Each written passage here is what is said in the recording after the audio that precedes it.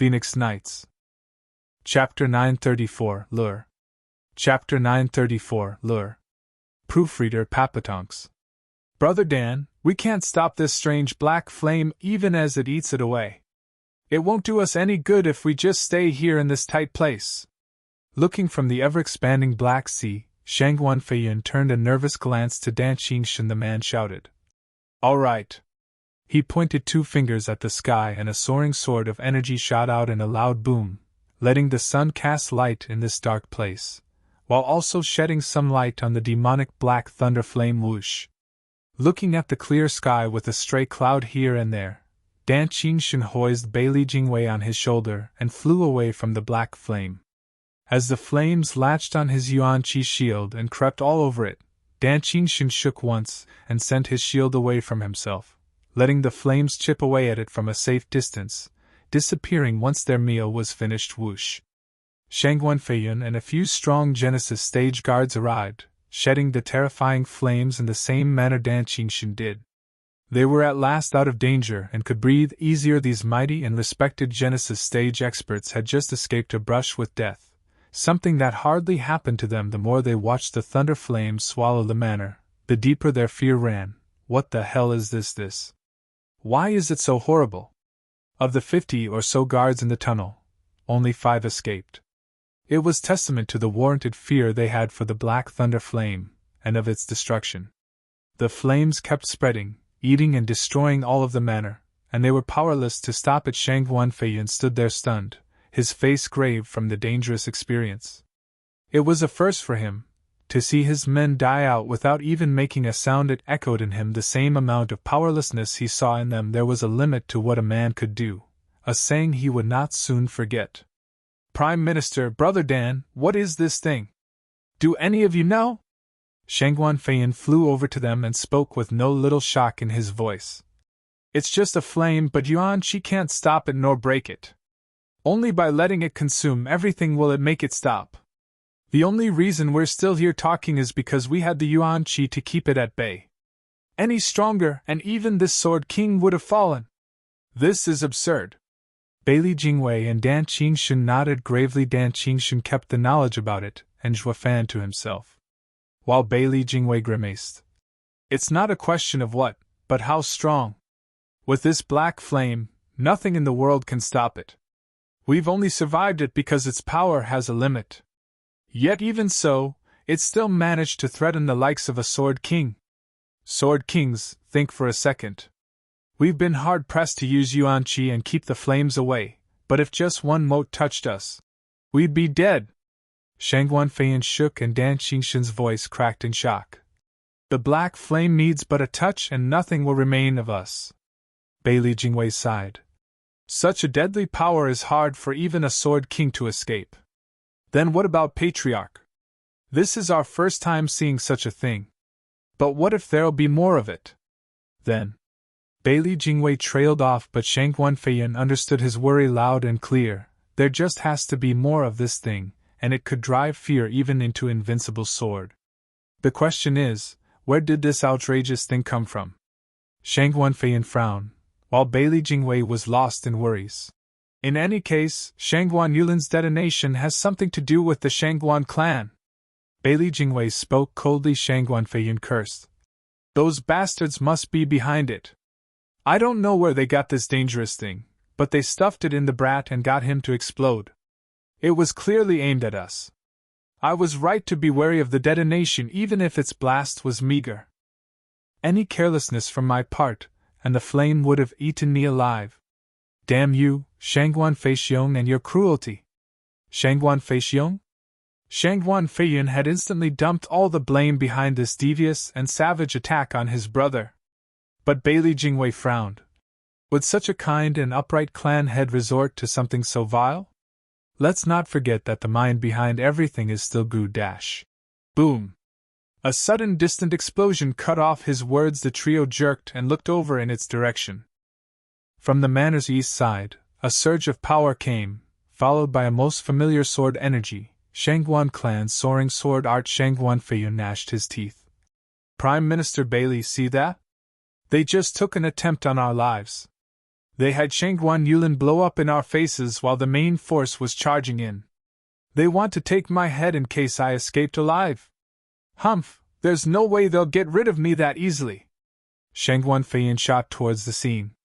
The rest looked at the spreading sea of black and went after him. It was better to fight with the Sword King than stay here, powerless. Sword King Feiyin, wait! Beili Jingwei cried, but Shangguan Feiyin's anger deafened him to anything but his target. Beili Jingwei squinted and looked back at the flames.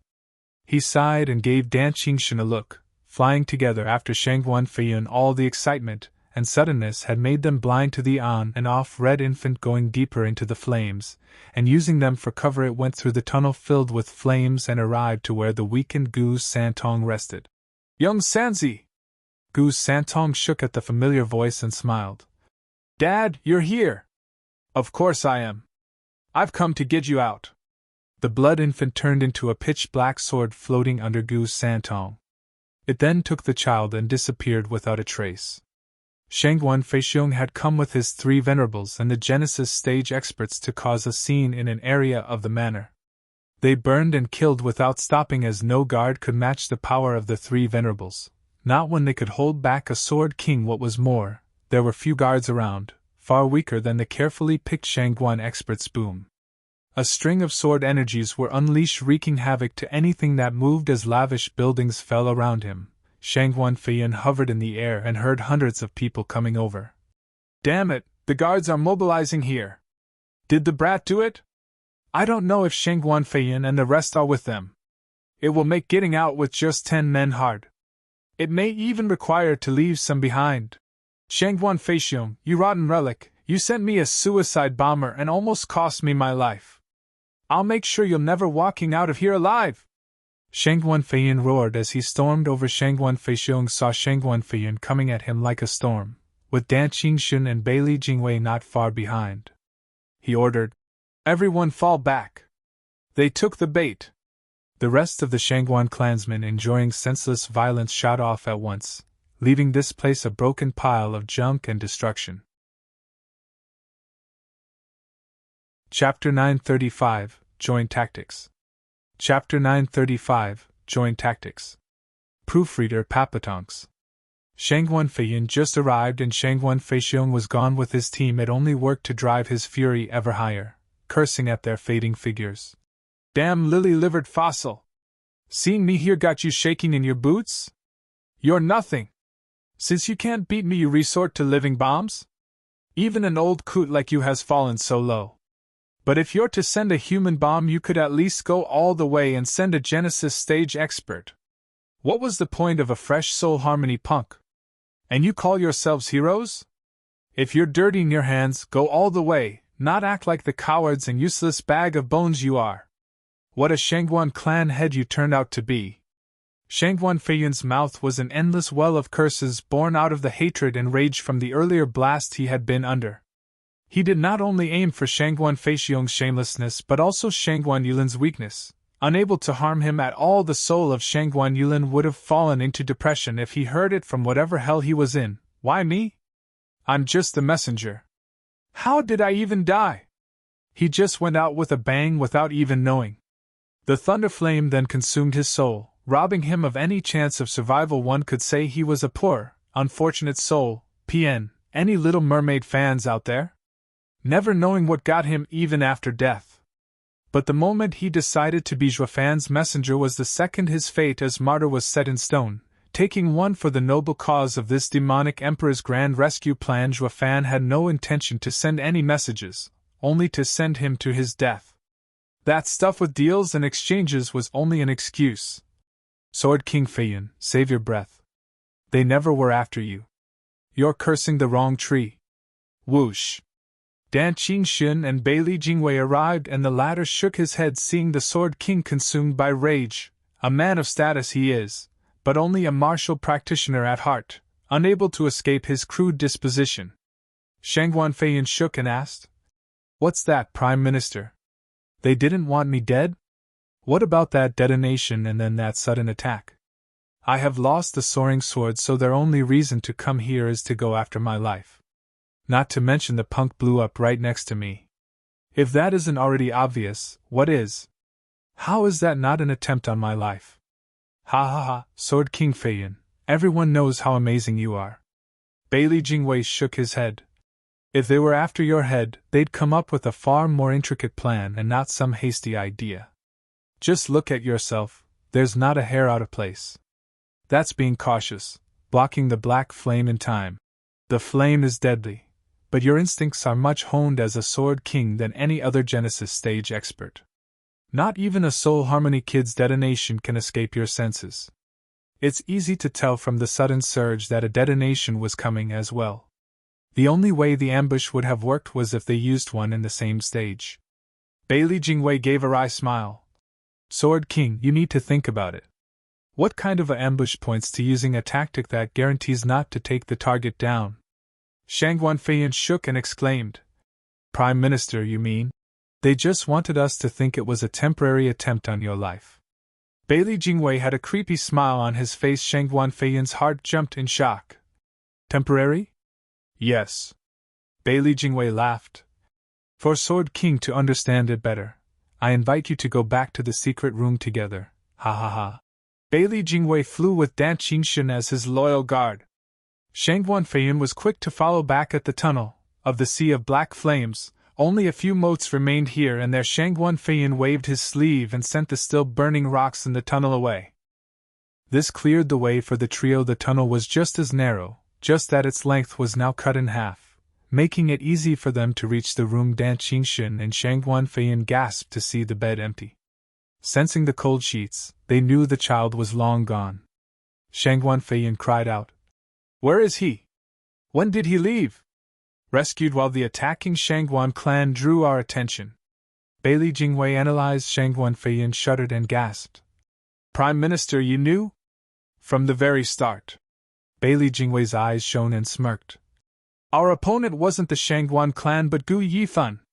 Shangguan Feiyan cried out. Him? How did he do it? Didn't we agree on an exchange? Why? We did agree, but do you trust ourselves to let the father and son go free after we got the soaring sword? Bailey Jingwei shook his head. If I don't trust the deal, then you can be sure Gu Yifan won't either. The soaring sword is his leverage. Once removed, nothing can stop us from killing him. How far do you think a Radiant Stage father can run with his injured son? It makes sense he'd need Shangguan clan's cover. But would they help him without the soaring sword?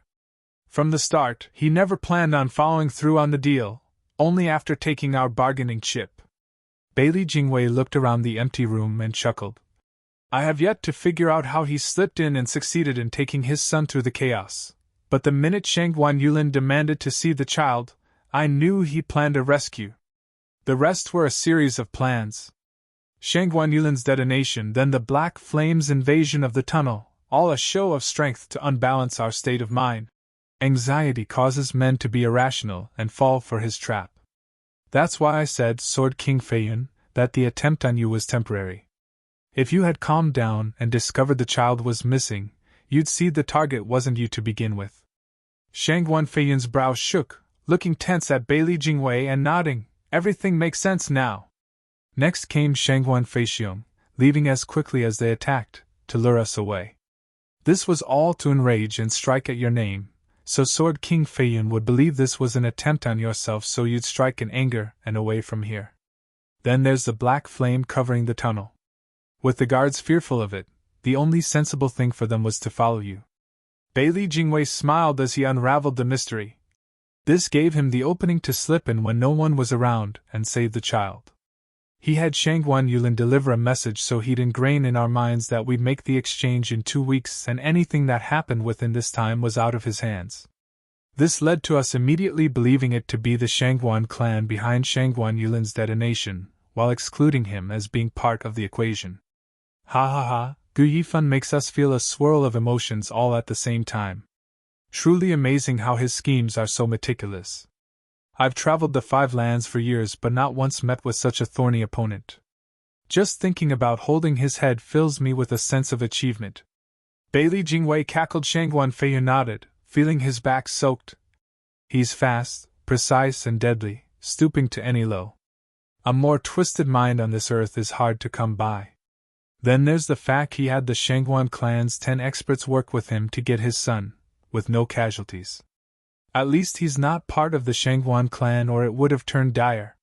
This is the core of every manipulator, not personal strength, but turning every pawn around him into a deadly weapon. The worst danger Central Area's Sword Star Empire can have right now, as if by some chance the Four Lands place value on Gu Yifan. Bailey Jingwei's eyes flashed with murder as he spoke with resolve. We have to get rid of him now once and for all. Shangguan Feiyin stared at his hateful face and nodded. He is a very real danger, but has Prime Minister ever thought of winning him? Not even once. Bailey Jingwei shook his head. I have said once that I don't like anyone like me. I alone am enough to govern the Central Area. I certainly don't need a second one, and certainly not Gu Yifan. Dan Qingshan played the silent observer. He had never seen Bailey Jingwei so agitated. He feels his authority being questioned, his position. Chapter 936, Outdoing. Chapter 936, Outdoing. Proofreader Papatonks. With the entire string of events clinically presented to him, it dawned on Shangguan Feiyin what it all represented. Though, like in anything, doubts still remained. Prime Minister, you knew this was going to happen, so why didn't you stop us from falling into his trap? Sword King Feiyin, you're underestimating Gu Yifan. Bailey Jingwei smiled. Ever since my previous interaction with him, it should be obvious just how meticulous he is. If we were to set up a counter for him, he'd see it at a glance, making the endeavor pointless. I want not just the sword, but his life as well. Now that such a cunning devil finally walked into our domain, I would shame his kind intentions and heaven's gift letting this chance slip, now won't I? Humph. Shangguan Feiyin nodded after a pause. Prime Minister is right. You can't bring a small hook to catch such a big fish. He's unlike that simple-minded Shangguan Feixiong. But does this mean Prime Minister knows where he's going after saving the brat? Brother Feiyin, don't you find the question redundant? Just look at Prime Minister brimming with confidence, ha ha ha. Dan Qingshan smiled and turned to Bailey Jingwei. I dare venture a guess that Prime Minister Bailey already has everything under his control. Bailey Jingwei couldn't stop himself from laughing. Dragon-cleaving Sword King is truly a close friend. Yes, I have everything ready. Then where is he? Shangguan Feiyin asked eagerly. Bailey Jingwei waved his hand, his eyes shining as he spoke. Humph, the punk's key to his joint tactics was speed. From the moment Shangguan Yulin detonated to Shangguan Yulin's strike, they all happened at perfect timing and speed. It was enough for just one aspect to be offbeat by one step and it would have ended in disaster. Speed also dictates the rushed actions he took, resorting to haste and leaving many oversights unattended. This joint tactics demanded that of him, to not be as cautious. Now all he's doing is being on the run as far away as possible, with little attention to anything else. Therein lies our success in beating him and outdoing him, with even more speed. Bailey Jingwei had a prideful smirk on his face as he took out a vial. Opening it, he shook it and something green landed in his palm, finger-sized and wiggling. First-level spiritual beast, lovesick larva? Shangguan Feiyin gasped and eagerly awaited Bailey Jingwei's answer. The Prime Minister nodded with a smile. Lovesick larva, yes. The red bean trees in the south grow / by spring they yield in heaps above, / I hope you pluck in plenty soon, / because it is the gift of love. It yearns for those beans and its lack of spiritual energy only classify it as a simple insect. But there's one thing it excels at that dwarfs other spiritual beasts. It's what earns its place among them. Lovesickness by Wang Wei, Tang Dynasty. The pair of larvae, even leagues apart, all they'd yearn for is to be together again, to show his lovesickness. Dan Qingshan sighed between the heaven and earth nodded. That's exactly right, dragon-cleaving Sword King. The lovesick larvae come in pairs, intertwined always until the very moment of death and ever loyal in love. Even if worlds apart, the two insects will eventually find each other again. That's why happy couples and sweethearts give each other one to proclaim their undying love. Humph, the larvae are inseparable but their owner, always saying goodbye in love and hate. So how many are there that their love lasts until the end? Aren't men worse than bugs? Ha ha ha. Shangguan Feiyan mocked. Bailey Jingwei nodded. People are far more complex than this simple pair of insects. Most often than not, these larvae aren't used to proclaim undying love, or chase skirts, but in a much more practical way. Separate the two, with the male placed on oneself while the female crushed to be refined into the thousand-league scent. Though named scent, it is odorless and colorless. Not even Genesis stage expert can find it. Only this male larva always crawls towards her direction undeterred. That's what makes it the best tracking method. Does that mean Prime Minister smeared the thousand-league scent on the brat? When? Shangguan Feiyan lit up at the promising idea. Bailey Jingwei smiled. Of course, right when I was checking his pulse. Gu Yifan must have no idea I've long since planted the perfect bait for him. Though it won't change even if he does realize. His plan is based on speed and has no time to check for details. That is unless he threw the brat away, but then it would mean all his work would go to waste. So he'll bet that I did not take precautions. But you can see that he clearly lost, ha ha ha. Bailey Jingwei laughed and Shangguan Feiyan joined him. Dan Qingxing just watched them with a shake of his head, his saddened eyes landing on the lovesick larva. The world had such devoted and love-struck beings, only to end up being a tool for humans and their twisted plans. The heavens are so cruel, following with pain after every success. Will the upright and righteous path of the world ever prevail in winning over the demons plaguing our hearts? Sword King Feiyan, we now have his direction. We'll give chase and grab the divine sword from his stiff cold hands. In minutes the lovesick larva found the scent of his better half, struggling to reach her. Nothing could dissuade it from reaching her, not the impossible journey nor the slow crawl. Its efforts brought a smile to Bailey Jingwei's face, his eyes shining with cruelty, as he signaled for Sword King Feiyan to go on a hunt. Dan Qingxin took a deep breath, following them close. As the demonic sword took Gu Santong out of the manor, Zhuofan fled as well. He held Gu Santong close and ran like the wind, with the demonic sword slipping back in his body. Per Bailey Jingwei's speculation, Zhuofan was focused on speed and wanted to put as much distance as he could between them before taking young Sanzi somewhere safe to heal. Holding a Gu Santong that never once got a scratch, now hanging by a thread, plagued Zhuofan's mind. Whoosh! Zhuofan rushed through the air, not stopping for anything. This hour of flight had taken him 1,000 miles off Flying Cloud City. With Shangguan Yulin's detonation and Shangguan Feixiong's sudden attack, the chaos at the manor drew all the experts in Flying Cloud City over. This gave Zhuofan a clear path to get out with ease. Zhuofan's lure was not only for Shangguan Feiyan and Bailey Jingwei, but for all the guards in the city and manor. It thus made his extraction easier, just like he expected, and as Bailey Jingwei foresaw, Zhuofan's eyes flash, feeling in control.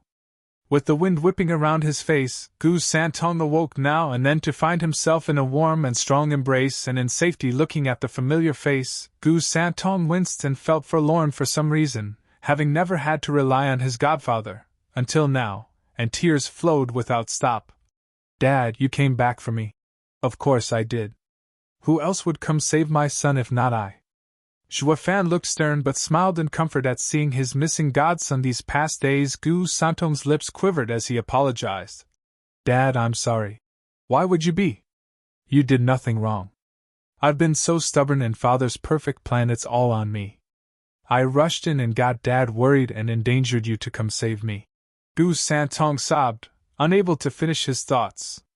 As his cheeks were streaked with tears, his heart was wrecked by regret. Zhuofan looked at him in silence, flying farther and farther away. Chapter 937, All-encompassing Love. Chapter 937, All-encompassing Love. Proofreader Papatonks. Gu Santong cried for a long time, even as his first tears dried, with Zhuofan smiling. Young Sanzi. Ah? Since you admit you're at fault, given the chance to do it again, would you still save the wench? Gu Santong shook and tensed as he got lost in thought. When he replied, he gave a weak nod. Yes, father. Oh? Then why would you repeat the same mistake? Zhuofan flew as he looked at him with a flat look. Gu Santong sighed. Because I want Auntie to be safe. Then why do you say it's your fault? I meant for making you worried and risking yourself for me. But I couldn't watch Auntie, who was always nice to me, be hurt. That's why I'd save Auntie again if I could, but I don't want Father to be in danger because of me either. Gu Santong's fidgeting betrayed his nervousness. Shuafan spoke calmly. Young Sanzi, then you shouldn't say sorry. Father, Gu Santong shook, looking stunned. Shuafan's cold tone sounded angry to him, then Shuafan sighed and smiled. We've all been young and rash once. We've all made mistakes. Right and wrong are relative, not set in stone. As long as you think it's right, give it your all. Even if it's wrong, as long as it's worth it for you, do it if you are ready to face the consequences of your choice. A real man doesn't utter apologies lightly, or they would hold no value. A man needs to be liable, regardless of wrong or right. Since you saved the wench, you need to be responsible for what follows, including having me spare the effort to save you, even my life. No, Dad, I never wanted you. Shuafan's words sounded like his will, and Gu Santong was only getting frightened as he cried. Shuafan chuckled. Think thrice before acting, young Sanzi. You're not the same as before.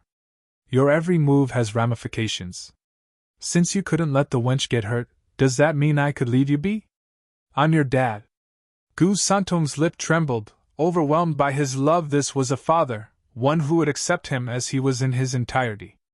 Gu Santong experienced for the first time Shuafan's endless love he had for his son, feeling this father reliable. It had always been the case of Shuafan being the weaker one and needed his help, accepting every time because of the fondness of having a dad.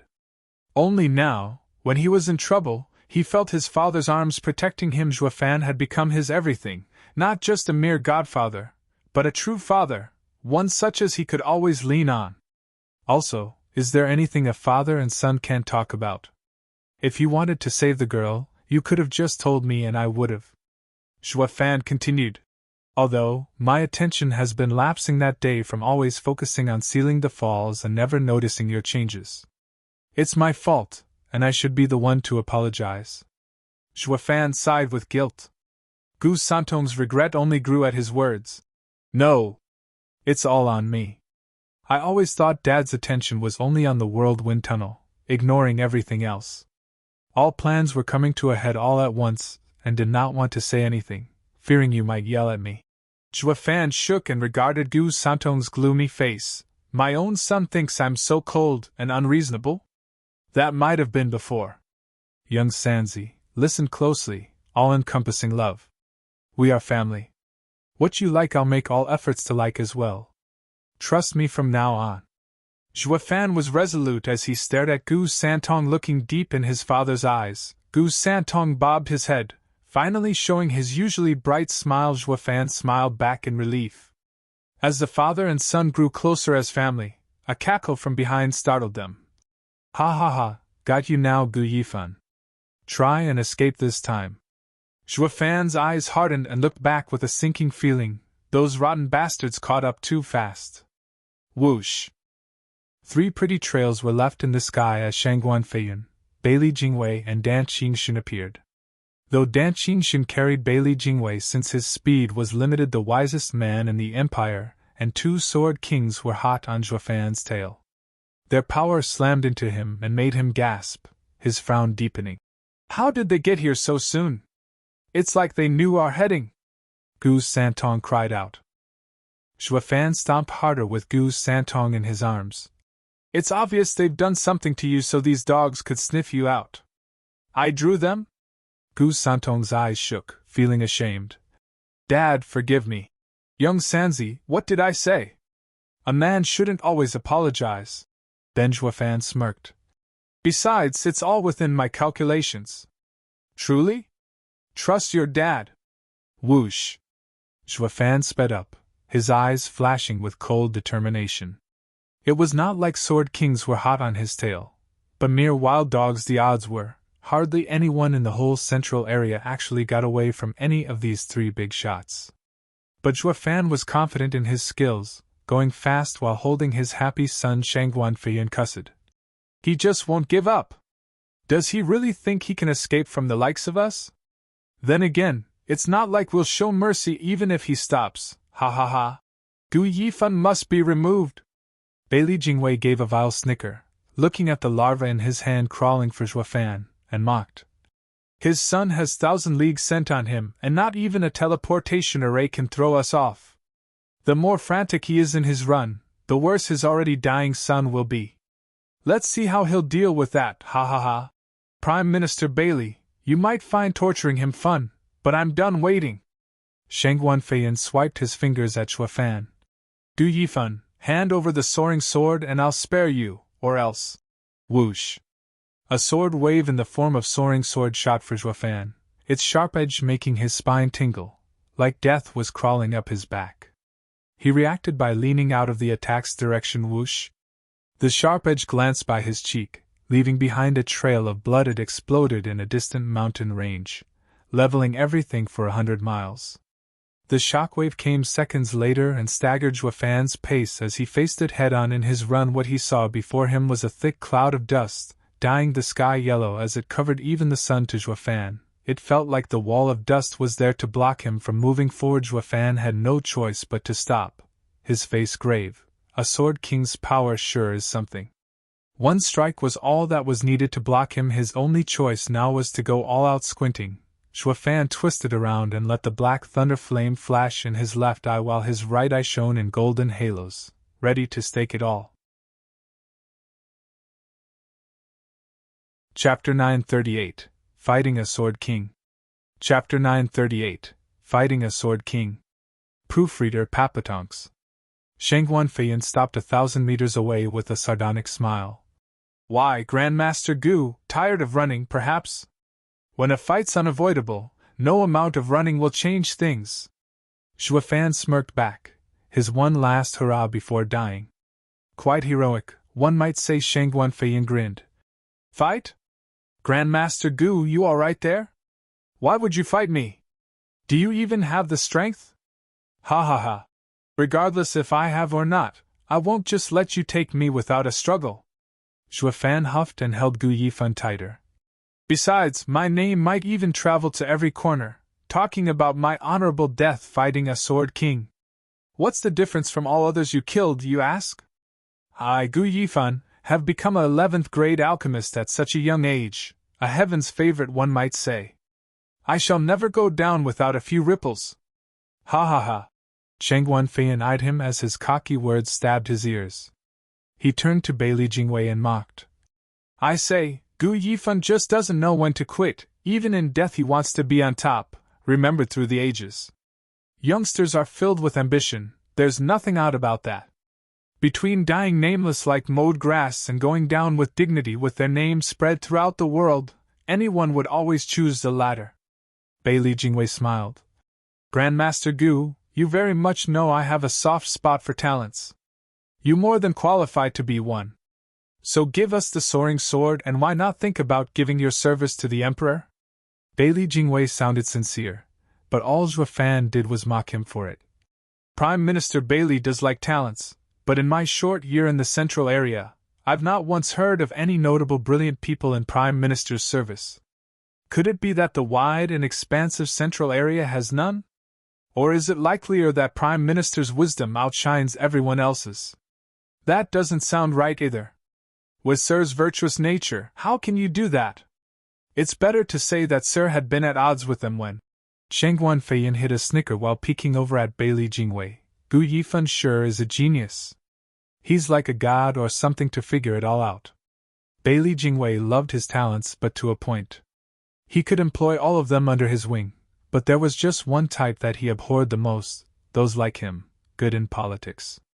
He'd strike hard and fast. Out of fear of being replaced, this empire was just not big enough for two prime ministers. Bailey Jingwei would have happily welcomed Gu Yifan into his fold, so long as he was but an outstanding alchemist, and only that. But late events showed time and time again what a twisted and calculative mind he had. Not unlike Bailey Jingwei, by bringing him to the empire, the prime minister's post might just slip from under him. Gu Yifan had to die here and now beyond any shadow of a doubt. Stealing the soaring sword had nothing to do with it, but just because Bailey Jingwei found him an eyesore. Grandmaster Gu has some good eyes, ha ha ha. Bailey Jingwei's face twitched. Since Grandmaster Gu insists on this action, I won't dissuade you any longer. While I understand you don't care about yourself, but what about the other life involved? Grandmaster Gu just has to give us the soaring sword and I promise your son's safety.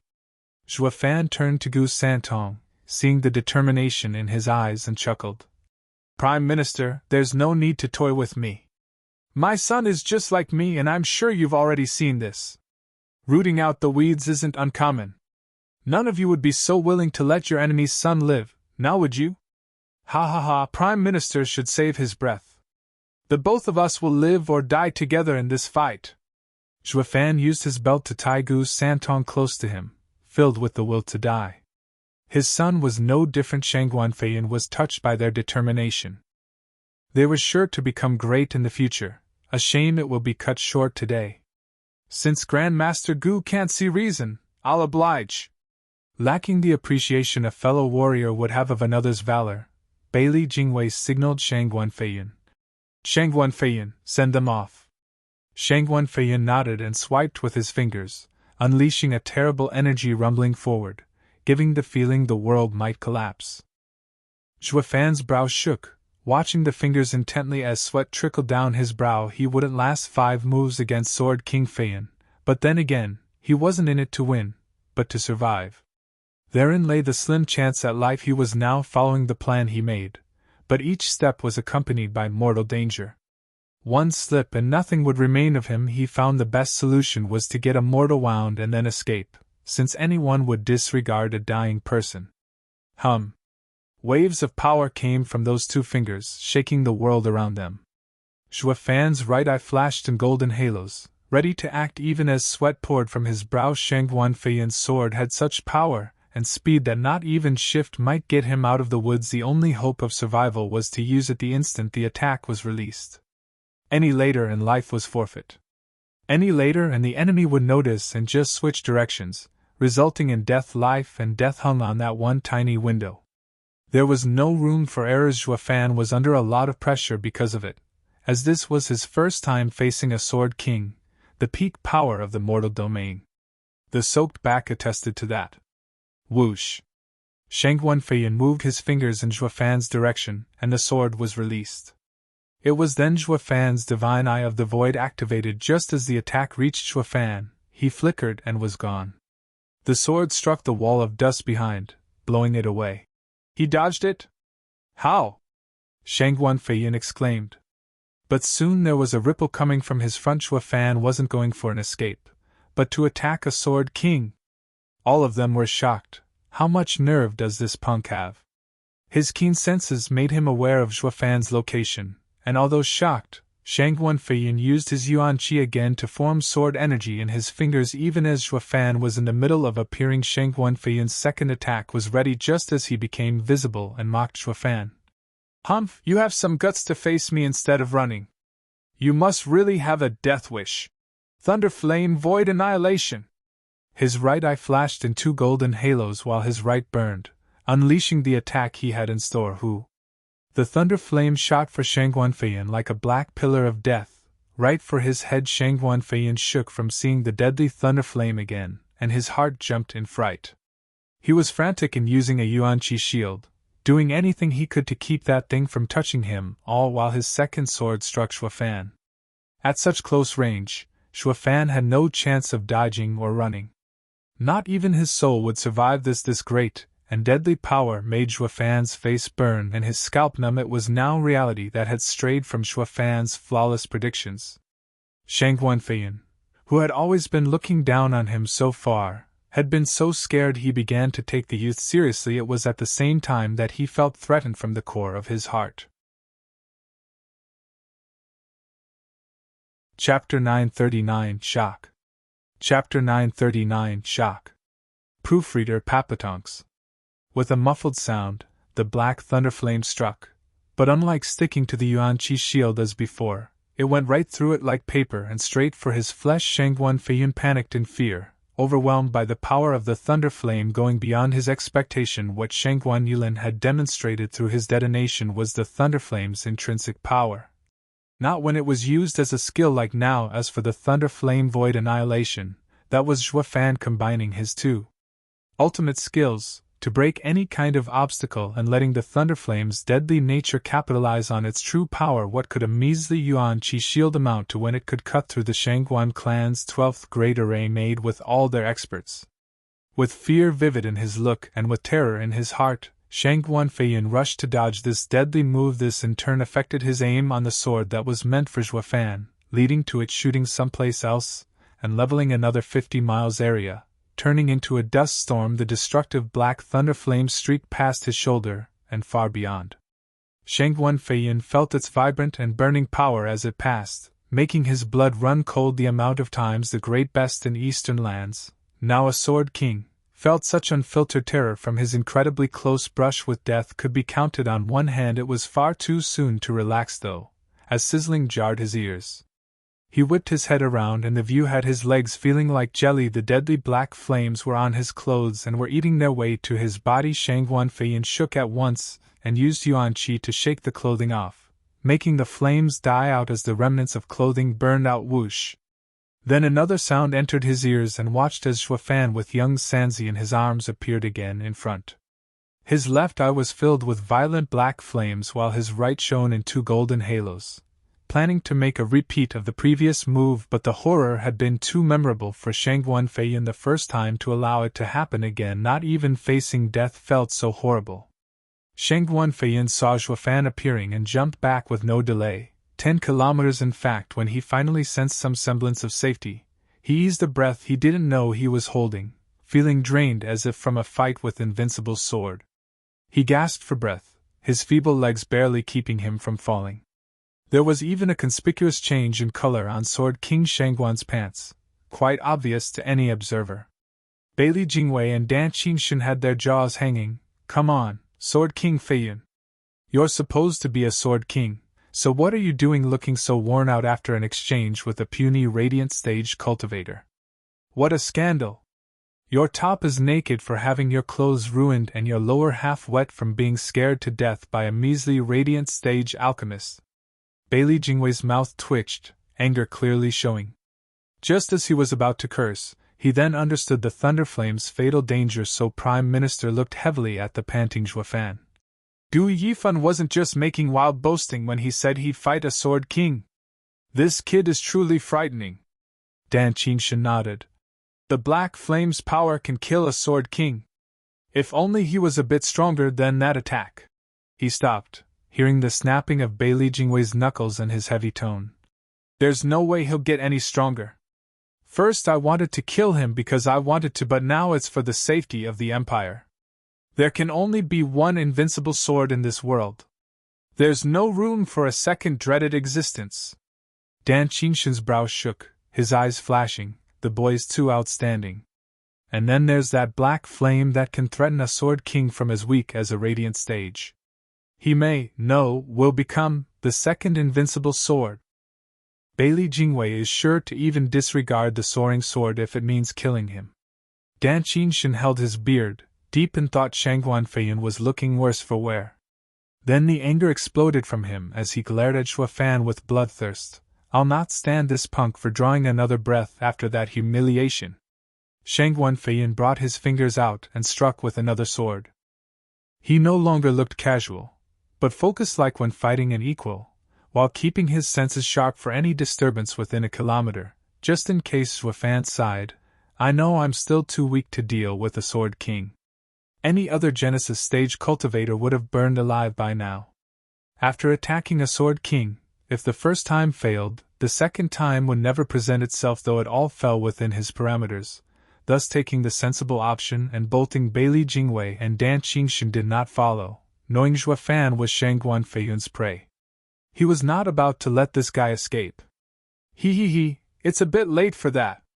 Shangguan Feiyun snickered out of reflex, his fingers shining as he unleashed a world-shaking surge of power.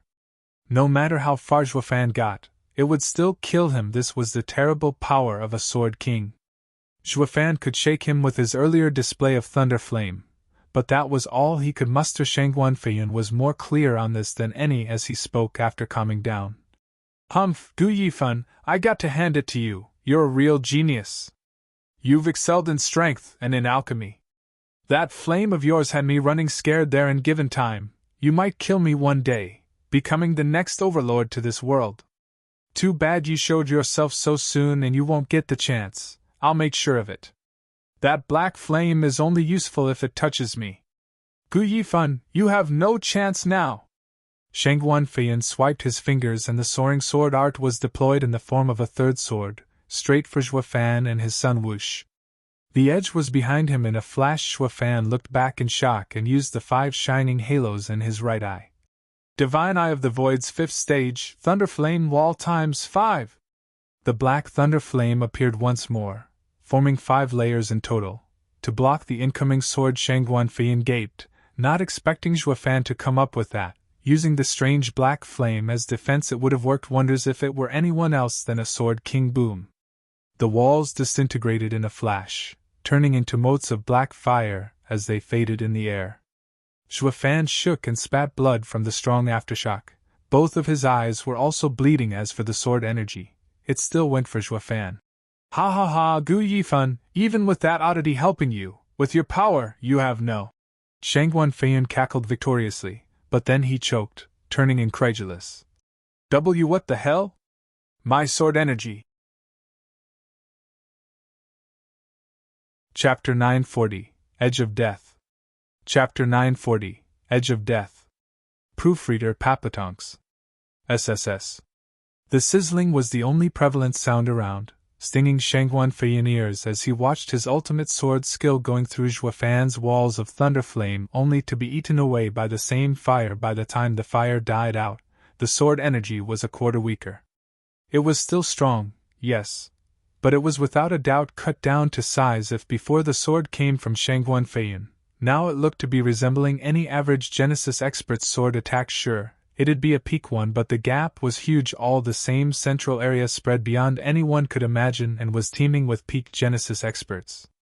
Despite that there were only 9 Sword Kings, that was because they were a cut above the masses. Shangguan Feiyan's casual sword strike had crushed 30 Genesis stage guards a while back. Dan Qingshan's sword was the same, putting most of the Shangguan clan's experts in a pickle. This was the power of a Sword King, unlike any other peak Genesis expert, able to take on 5 of them with ease. Even with the mortal domain's limit stuck at peak Genesis stage, these 9 Sword Kings stood above all others. If not for the mortal domain's limit, these would have long since become saints, at the same level as the experts in the sacred domain, if not higher. They might even shake some monsters out there. This peak worldly power had just been cut down to size by Zhuofan's thunder flame, turning into something common and weaker. The shock was palpable to the trio watching, and so it was for Zhuofan too. He was the one on the receiving end in this fight, yet none underestimated him. Shangguan Feiyan's eyes shook. The black flame ate at my sword energy so quickly. This is insane. How the hell does such a thing even exist? The other 2 sighed. Their fear of Zhuofan was not for his strength, but because of the apocalyptic thunder flame. The flame was too destructive, burning anything and everything in creation. Not even martial arts could survive it. Such a thing had never happened ever. It was only a question of quantity in the black flame's case.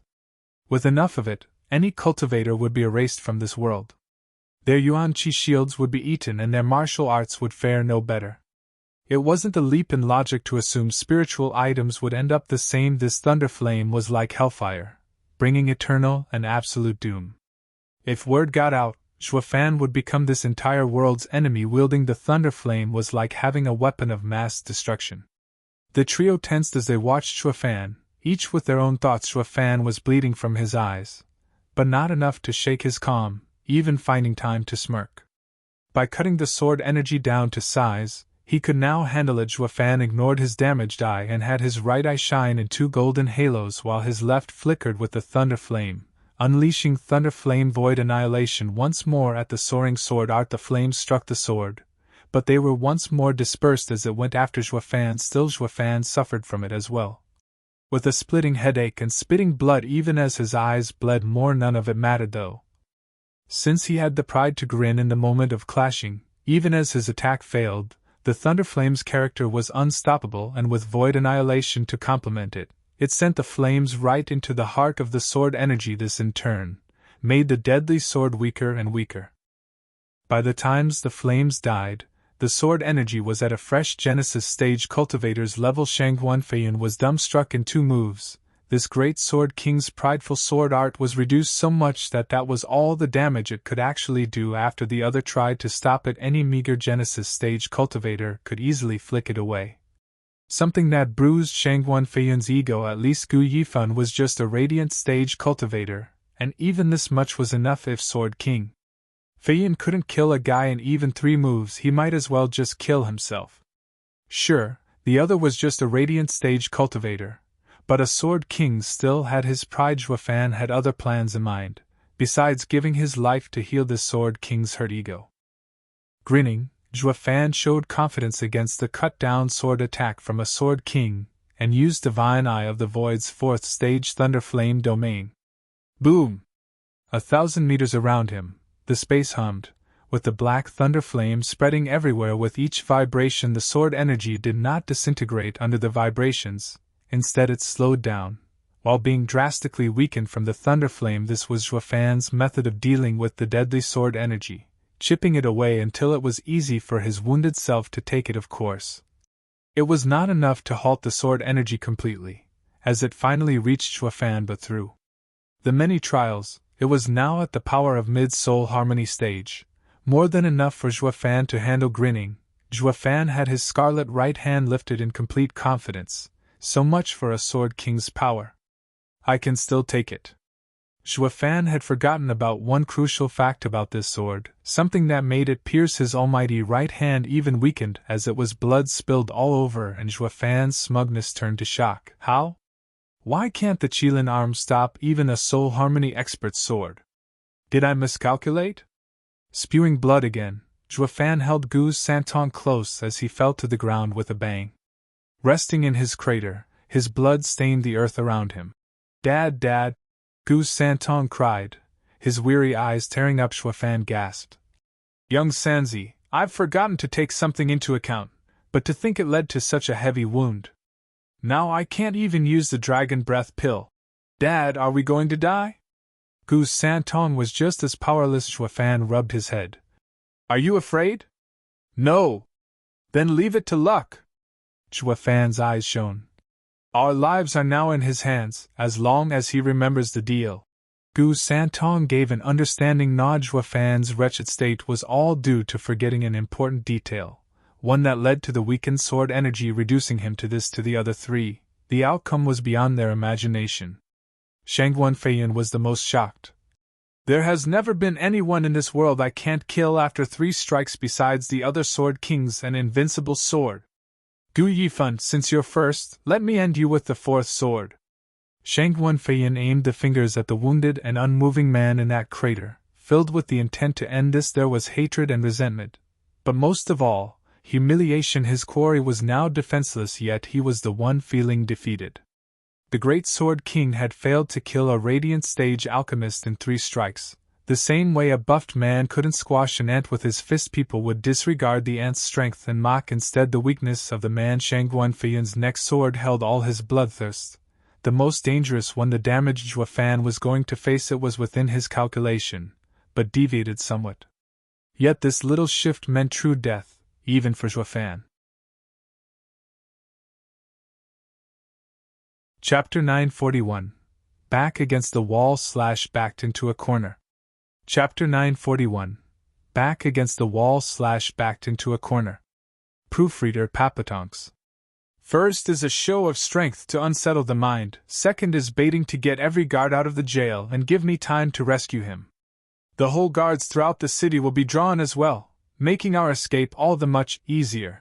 The plan does sound solid, but will they fall for it so easily?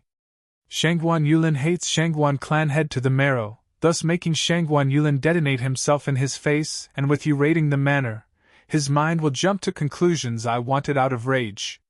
He'll believe beyond any shadow of a doubt that clan head is behind this. While I'll also scare the guards with this attack, making them feel safe only around Shangguan Feiyan, thus leaving the jail free to rescue him.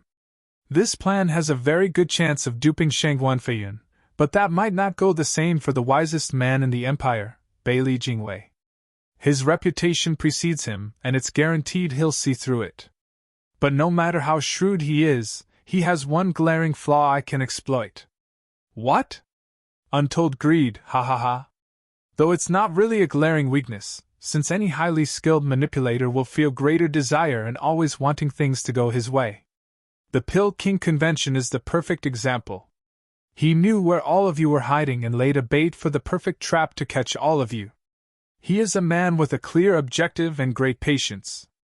So no matter what doubts he might have about anything, he won't act on them, but instead seek to outdo me in the same field by using this alluring bait. In that case, we should outdo him as well by following his plan of saving young Sanzi from the manor. Then what? Hunting me down to the ends of the world. I reckon they'd catch up in an hour or two. Escaping again will be even harder. Won't they just kill you? Yeah, only with death staring you in the face will you see the light of tomorrow.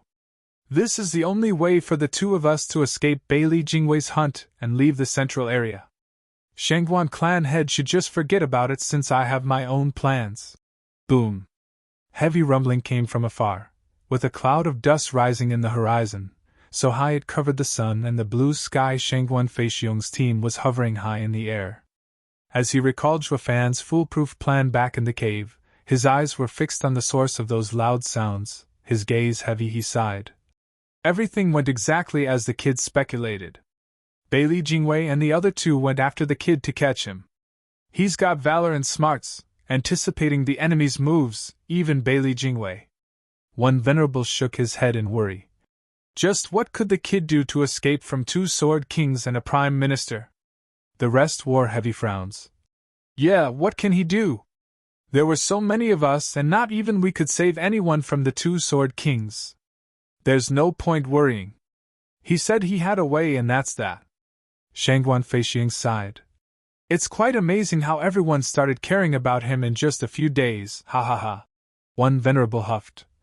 Who is? We're only lamenting the death of such a genius. And who are we going to take it out on if he dies without giving us the sword? Ha ha ha, Venerable can relax in this case. He said back in the cave that he'll hand it over once he escapes with his son. I had already sent men over to wait.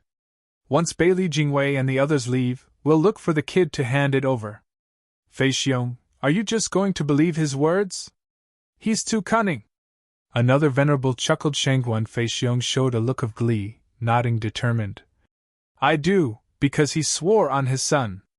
I don't believe any parent would toy with their children. He will keep his word. The others shook and nodded. And if he dies? There's a chance his plan will fall through. He'll still leave us with a trail so we can find the divine sword. Shangguan Feixiong looked at the disturbance once more with shaky eyes. Even if they die, he'll keep his words, only wishing to give the two of them proper burial, to give his son his blessing. The men looked at the clan head and then nodded in silence. Gu Yifan's mind was more twisted than a gnarled root, but one thing they could all swear on was his undying love for his son. Shangguan Feiyan's fourth sword unleashed a terrible aura, making the air shimmer around it. Zhuofan stared back with a grin, in utter calm. As he waited, he chuckled at some point, closing his eyes and resigning himself to fate. It was done without an ounce of regret, welcoming the end with a free heart. With no hope of the two lovers getting back together, with enemies too strong to be overcome, nothing could ever get him out of such a hopeless situation. Zhuofan had carried so much weight inside him these past years, coming to bear too much alone. Even with the faint glimmer of hope presented to him, it felt always out of reach, always unattainable. Distress and grief had eaten away at his mind for such a long time. It was a recipe for disaster, avoiding insanity only because he trained the true self-art to center himself. The deeper the love, the heavier the wound. He now came to see why love was forbidden to demonic cultivators. For one man alone might never escape its torment. He found being in a situation where another was giving him a mercy killing was a fit ending. He should have died ages ago. Showing a smile only he understood, Zhuofan welcomed the end. Shangguan Feiyan's sword rang constantly, aimed squarely at Zhuofan's head. As the bloodthirst in his eyes focused, the devastating sword was released.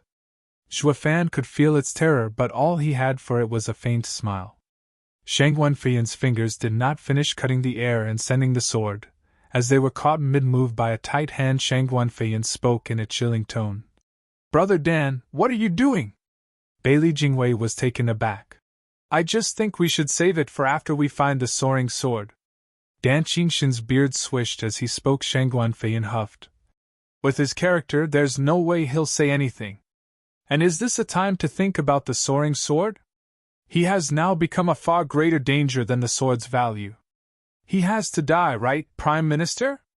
Bailey Jingwei nodded after a pause. Soaring sword is missing and the Patriarch will at most feel a longing for a lost toy.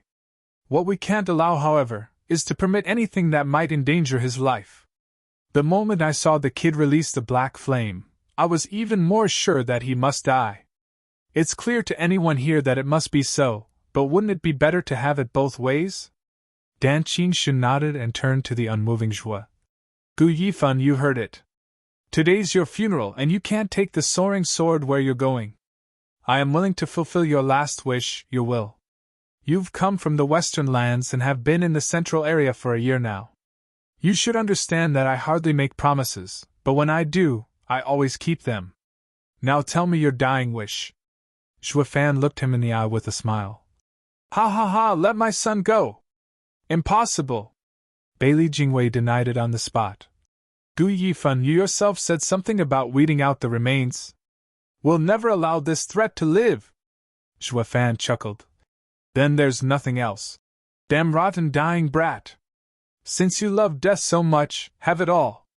Shangguan Feiyan's fingers cut the air again. Zhua Fan's eyes lit up and waved him off. Hold up, there's one other, however. It just came to me. Then go ahead, say it. Dan Qingshin frowned, looking from him to Shangguan Feiyan. Zhua Fan smirked. I only wish for Dragon-Cleaving Sword King to be the one ending me. Why? I'd hate to see Shangguan Feiyan happy. 3 times he failed to kill me, and I'd rather not have his 4th sword touch a hair on me. Let this Sword King carry the shame with him always, ha ha ha. Zhua Fan cackled. Shangguan Feiyan's face twitched and roared, his fingers finishing the move. Goddamned bastard! I'll frickin' kill you! Wait! Bailey Jingwei stopped him, turning to Zhua Fan with a sharp gaze. All right, we agree. Chapter 942, Sand Burial. Chapter 942, Sand Burial. Proofreader Papatonks. Bailey Jingwei's eyes flashed. Even without Dragon-Cleaving Sword King's promise, I would guarantee your last meager dying wish in exchange for the soaring sword. We all promise. Prime Minister, Shangguan Feiyan's brow shook, but Bailey Jingwei's wave stopped him. Sword King Feiyan, please think of the bigger picture. Which is more important, your name or the soaring sword? Its loss affected Sword King's reputation all the same. In other words, Soaring Sword's name has already suffered, so what is a little more? Please bear this indignity, for the Empire. Shangguan Feiyan took a look at his most pathetic state. It wasn't the missing sleeve from one arm that got to him, but the damp pants that fueled his rage and shame. But in the end, he gave an angry wave and turned around, taking out fresh clothes to change. Bailey Jingwei nodded and smiled. Sword King Feiyan has promised you as well. That should be all, yes? Ha ha ha, yeah, now I can tell you where the soaring sword is. Only it's another matter entirely if you can get it. Zhua Fan showed a crooked smile to an eager Bailey Jingwei, toying with him. Soaring sword is now with the Shangguan clan. Bailey Jingwei gasped. They have it? Grandmaster Gu, are you making fun of us? How can a cunning mind like yours just hand it over to them? Ha ha ha, what else was there? His loud laughter made him spray blood as well. We all know I've had priors with Shangguan clan, so I had to give them something to help me out. Shangguan Feiyan's brow shook, his face heavy as he said. Bailey Jingwei, letting those Shangguan bastards get the sword will be even worse. With their power and numbers, they'll just flee and we won't catch them. It'll be hard even if a Sword King gets involved. Moreover, once they hole up in the expansive central area, it's like finding a needle in a haystack. Even if we do get wind of them by some miracle, the scouting team will just die for nothing without a Sword King leading them. This is really getting out of hand. Bailey Jingwei squinted, his face grave. but he did not once let his eyes stray from Zhuofan. Grandmaster Gu, stop with the games. You're on your deathbed. You said you had priors with them, and they won't believe you. But this goes both ways. Do you trust them? You'd have gotten the short end of the stick if you'd have just handed them the sword. They'd have just taken it out on you to vent for their losses. For a smart guy like you, such an obvious mistake is impossible. Humph, Grandmaster Gu, don't take us up for idiots. Bailey Jingwei huffed, his eyes sharp. Shang Guanfeiyan's face twitched. Who is Bailey Jingwei calling an idiot? Humph, damn that Prime Minister, acting like the only wise guy in the world. Prime Minister, would you say I'm in a position to insult you? Ha ha ha. Zhuofan shook his head. But yes, neither I nor Shangguan clan trust each other, so the handing of the sword is done at the right time so that we'd work out together against the enemy. Once the deal is done, either will mind the other. Bailey Jingwei's eyes shook. You mean? You are our enemy, all three of you, ha ha ha. Zhuofan chuckled as he explained. I used them to lure you all away and rescue young Sanzi, then handed over the sword to the clansmen following behind me. This was the only way to make both sides agree. We knew that fighting would be bad as it would draw the guards over, leading to them losing the sword and us getting captured. So even with the mistrust between us, the timing called for us to overlook all our past problems and think of the bigger picture. Wouldn't you say so, Prime Minister Bailey? Bailey Jingwei shook all over, believing Zhuofan's perfectly strung arguments. Shang Guanfeiyan asked. Prime Minister, can we believe him? We don't have a choice. Bailey Jingwei was tense. We were clear on the hostility between him and the Shangguan clan, and working together was out of the question. The only reason they did it anyway was for the soaring sword. The question is, when will it be handed over? Too soon and the Shangguan clan will go back on its word. Too late and anxiety mounts, so much so the tense mood will make them settle old scores even after getting the sword. But with the threat of another enemy around, the deal will be completed, each going their own way. Bailey Jingwei stared hard at Zhuofan and spoke with frustration and hatred. Grandmaster Gu, you're a true mastermind. You've done great indeed. If I were the one facing such a challenge, I don't think I'd come up with such a brilliant plan on the spot. You have my respect. Ha ha ha, why thank you for the honor, Prime Minister. Zhuofan waved his flattery away. Bailey Jingwei read the mockery in his eyes and turned to Dan Qingshin in anger. Dragon-cleaving Sword King, fulfill Grandmaster Gu's will and send them off. Right. Dan Qingshin drew two fingers and a deadly power surged in their tips, followed by a dragon roar, and the space shimmering around him. Cold eyes gazed upon the feeble Zhuofan, and Dan Qingshin raised his hand. Zhuofan stared back with a broad smile. Whoosh! A sword of the same level as Shang Guanfeiyan's was unleashed upon Zhuofan. Along with thousands of dragon roars, the sword energy surged as it fell on him. Following the devastating explosion, hundreds of miles around Zhuofan and his son were leveled. There was nothing there than a wasteland and thick dust that dyed the world yellow once the breeze scattered it away. There was no trace of anything left behind. Everything was gone, buried with the sand. The entire landscape had been reformed into this desolation. Bailey Jingwei sighed at the destruction. It is finished. Such an alchemical genius of his generation found his bones resting along his sons in this sand burial. What a pity! Prime Minister, isn't it a bit late for that? Shang Guanfeiyan glanced over. Hypocrite much? Bailey Jingwei said. Cherishing talent is one thing, but seeing my opponent gone brought me such relief. Dragon-cleaving Sword King Feiyan, let's go. We need to hurry back and send word to every corner of the central area. We have to track down the Shangguan clan and stop them from getting the sword out of the central area. Easier said than done. Shang Guanfeiyan shook his head. I'll say it again. They only need to hide, and even a Sword King will hardly have a better chance of finding them, let alone the rest. The chances of getting the soaring sword back are less than 10%. Bailey Jingwei sighed. We'll do our part, while the rest is up to fate. In any case, this has been our failure. Bailey Jingwei flew for Flying Cloud City. Shang Guanfeiyan shook, balling his fists and stealing his gaze. Bailey Jingwei isn't the only one culpable.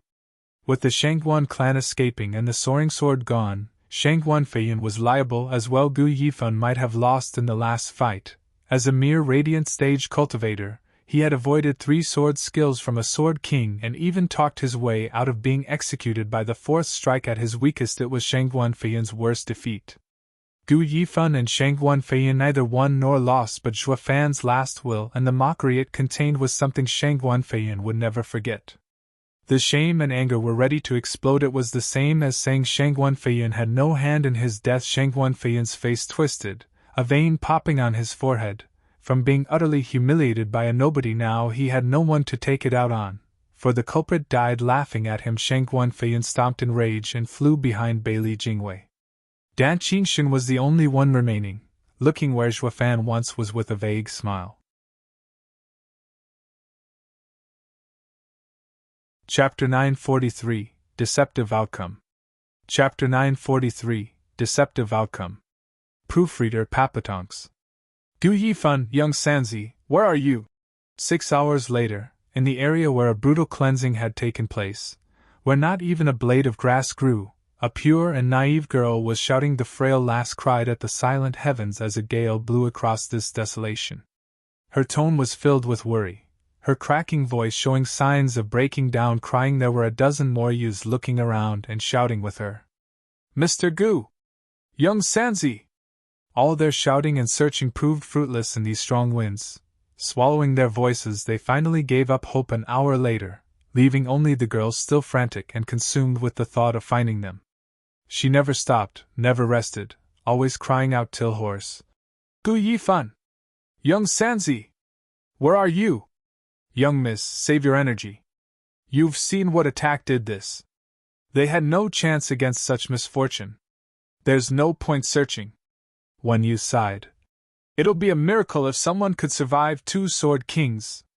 Mr. Gu, let's follow clan head's words and look for any clues. Mr. Gu left us to reach the soaring sword. The girl glared back at him.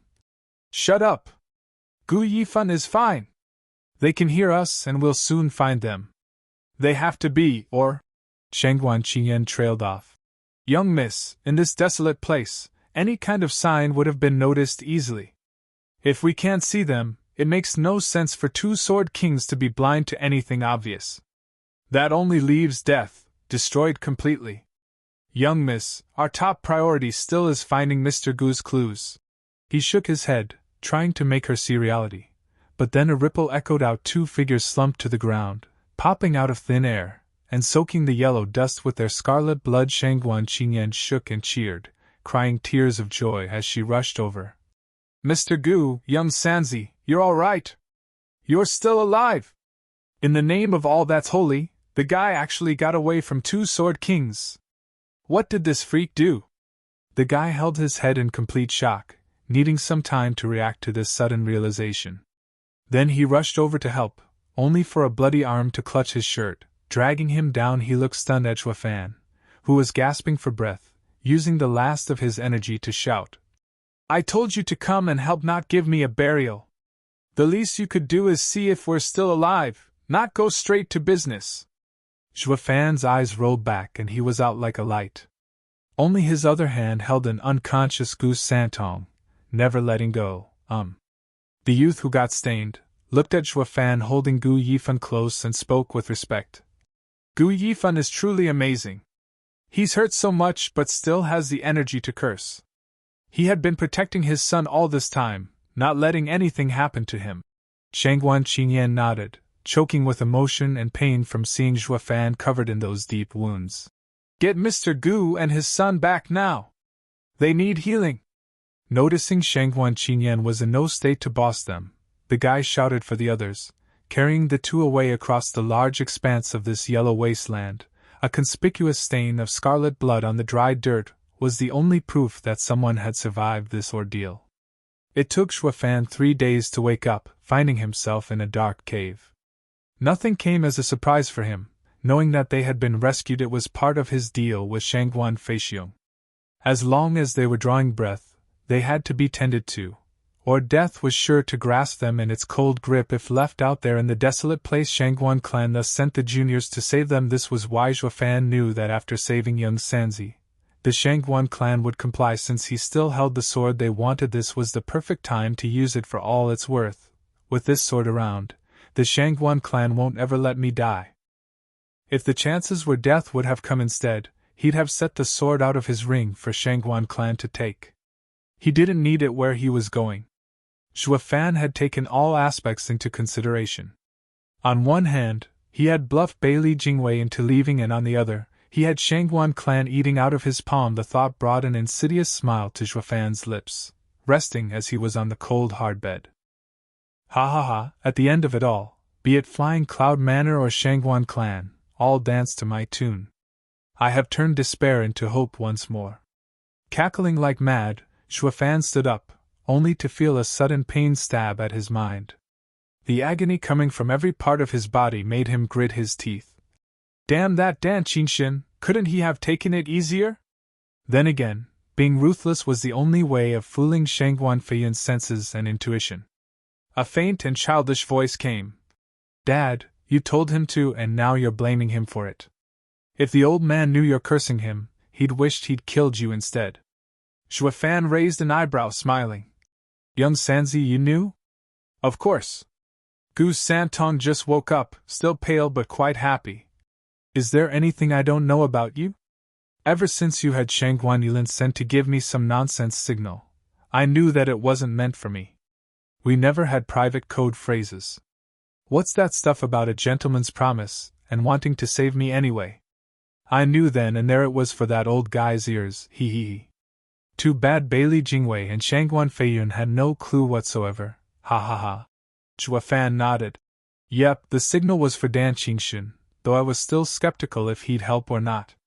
The most uncertain part of my plan was whether the old guy would play ball for the greatest deceptive outcome ever. His sword was savage and powerful, but scattered on impact, shaking the space around and hiding us from Shangguan Feiyun's senses.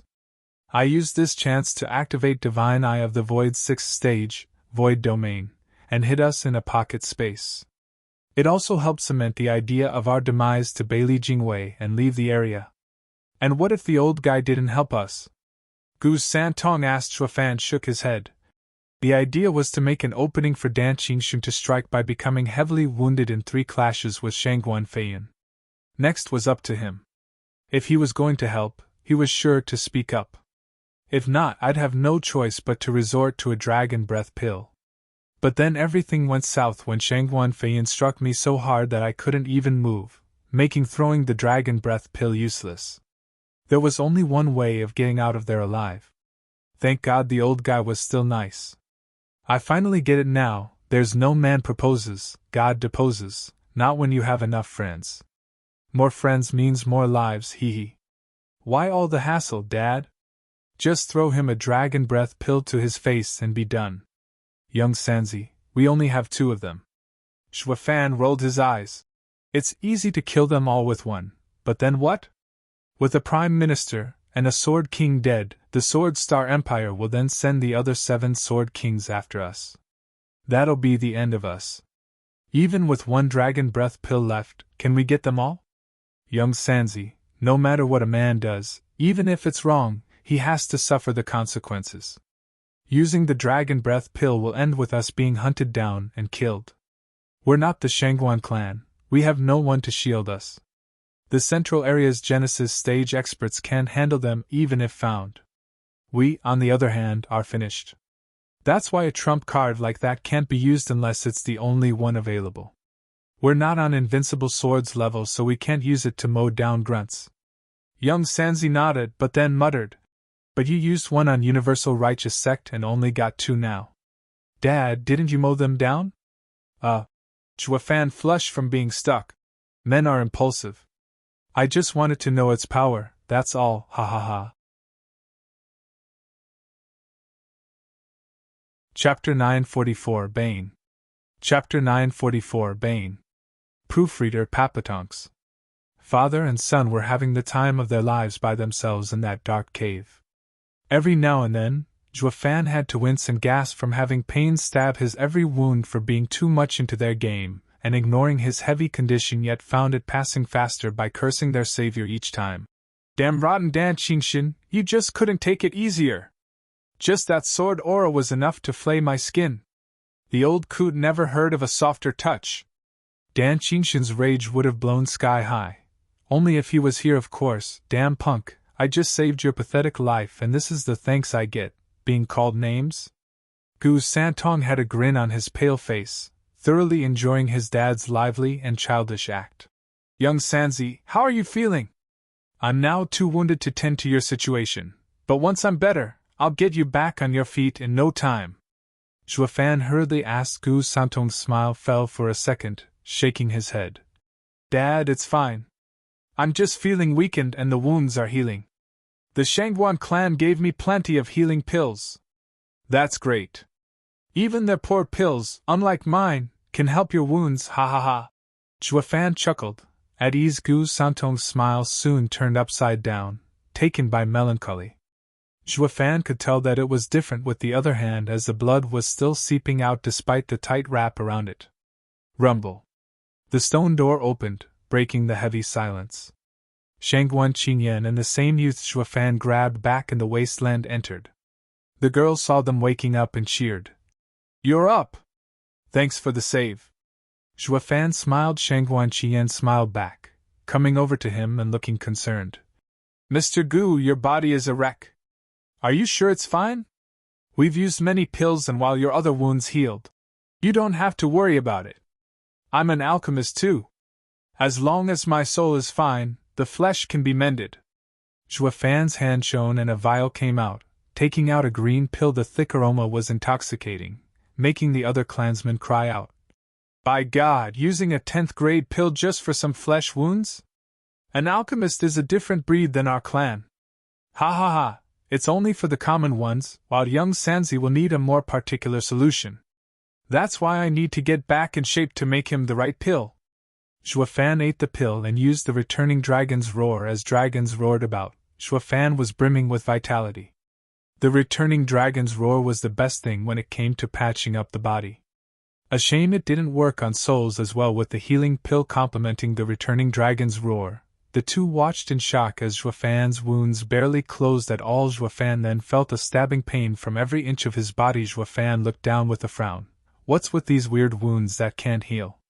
They feel the same as the one vaulting sword gave me back in Double Dragon Manor. The Shangguan clansman chuckled. Mr. Gu, you must have been hit by Dragon Cleaving Sword King's Dragon Cleaving Art. Despite the difference between his sword art and ours, they both come from insights in a divine sword. Wounds inflicted by such weapons will be hard to heal. I still thought you'd need 10 more days before you could stand. It's a miracle you are doing this now. An 11th grade alchemist sure heals fast, ha ha ha. Wounds from those sword arts heal slowly? Zhuofan soon came to his own conclusion as to why. The wound vaulting sword inflicted back then took ages to heal too, since Dan Qingshan's art came from the vaulting sword, which hurt him. Does that mean the sword art captured the divine sword's essence? Regardless of doubts, this was the conclusion he came to. Common folk being around a sacred weapon for long enough, they'd have its sword energy used for their cultivation, facilitating not only their training in a godlike sword art, but also unleashing greater power when using it. It was top-notch regardless of the stage it was used in. Is it maybe the power of the sword sovereign? Deep in thought, the casual movement of his right reminded him of the pain and winced. The pain coming from his body earlier subsided after using the pill and the returning dragon's roar. The issue now was the right hand. Shangguan Qian took his right hand and complained. Easy, we've just bandaged it but the bleeding won't stop. Zhuofan shook, seeing as the wrap was dyed red. Young miss, Shangguan Feiyan's soaring sword art must have caused the wound on his right. Anyone else would have their heal slowly, but this is so baffling that no pill works. The bandage is only temporary and if this continues, he'll bleed out. The Shangguan guy explained. Zhuofan's brow shook, looking at his right in fright. He felt his forehead and though wounded, did not bleed. Healing slowly. Shangguan Feiyan caught his gesture and said, baffled. Mr. Gu, I looked over your condition. The wounds on your right arm have to be from Shangguan Feiyan's sword. The strange thing is, it just won't heal, while the shoulder heals the same as the rest of you. I'd almost thought Shangguan Feiyan's sword was stronger than Dan Qingshan's. It's the Qilin arm. Zhua Fan's eyelids shook, coming to a conclusion. That's why the soaring sword art at Soul Harmony stage could pierce it. The secret lies with soaring sword and soaring qilin. The soaring sword and, in turn, the soaring sword art targets the soaring qilin in particular. That means young Sanzi. Zhua Fan felt sharp pain as he rushed to young Sanzi's side, holding the bandaged arm that was bleeding just like his. Shangguan Qinyan gasped, hurrying to change the binding. Young Sanzi is bleeding again. We have to stop it. Young miss, that's only a symptom. They are both so strange, unable to heal the areas struck by the soaring sword art. The Shangguan guy shook his head. Shangguan Qinyan wouldn't give up, looking after young Sanzi with teary eyes. Even if it doesn't heal, we have to do all we can. Having not even reached the ethereal stage, they'll die for good and won't come back. Young Sanzi, why didn't you tell me? Zhua Fan balled his fists and clenched his teeth. Being in the ethereal stage, Zhua Fan would have halted cultivation, at worst, but he'd live. Young Sanzi was a sacred beast by comparison, with their body and soul as one. When one died, the other followed, and there was nothing to bring him back. Young Sanzi's bleeding condition was potentially deadly. Young Sanzi teared up, his pale lips trembling. Dad, I felt ever since the soaring sword art hurt me that I met my Bane. I can barely hold on. I didn't want to worry you. Why didn't you say anything? I'm your dad, I'm supposed to worry. Zhua Fan gnashed his teeth, taking out a vial from his ring and revealed 2 11th-grade pills under the Shangguan guy's gasp. Zhua Fan took one and gave young Sanzi the other. Listen, this is from when I refined to save Shangguan Qinyan. She had been hurt by the soaring sword art as well. It worked on her, and now we'll see if it works on us as well. If all else fails, I'll take you back to Western Lands. Western Lands? Gu Santong jumped. Zhua Fan nodded with resolve. We'll ask those old coots to save you. They have to know a way. So just hold on, young Sanzi. Chapter 945, Back to Western Lands. Chapter 945, Back to Western Lands. Proofreader Papatonks. With the ingestion of the pill, Zhua Fan and Gu Santong flashed green, meditating to work its power to heal their wounds through their body. Especially that bleeding arm. The green energy gathered on the wound, but that was it. It just could not go deeper and work its magic as something was keeping it away, soon fading out with a soaked brow. Zhua Fan gnashed his teeth and his nails dug into his palms. Shangguan Qinyan was looking very worried from the side. With a ripple, Zhua Fan resorted to force, using Yuan Qi and the healing energy to slam into the wound. All he hit was a wall. But as he kept pushing, the green energy seeped ever so slowing into the wound and began to heal it. As it improved, the bleeding slowed to a stop. Shangguan Qinyan lit up with joy. Zhua Fan eased a breath and looked at his qilin arm with a nod. This pill has some use. Zhua Fan turned to young Sanzi with hope, only to find despair. Gu Santong's arm looked to have improved, but it was marginal. The bleeding had slowed down, but not completely. His life was still in a very real danger. Shangguan Qinyan gasped. Mr. Gu, you managed to heal, so why is young Sanzi? Zhua Fan was in a constant frown, feeling bleak inside as the worst case crept among his thoughts. The soaring sword art may be Qilin's bane. The two conflicting energies can't be resolved with pills alone.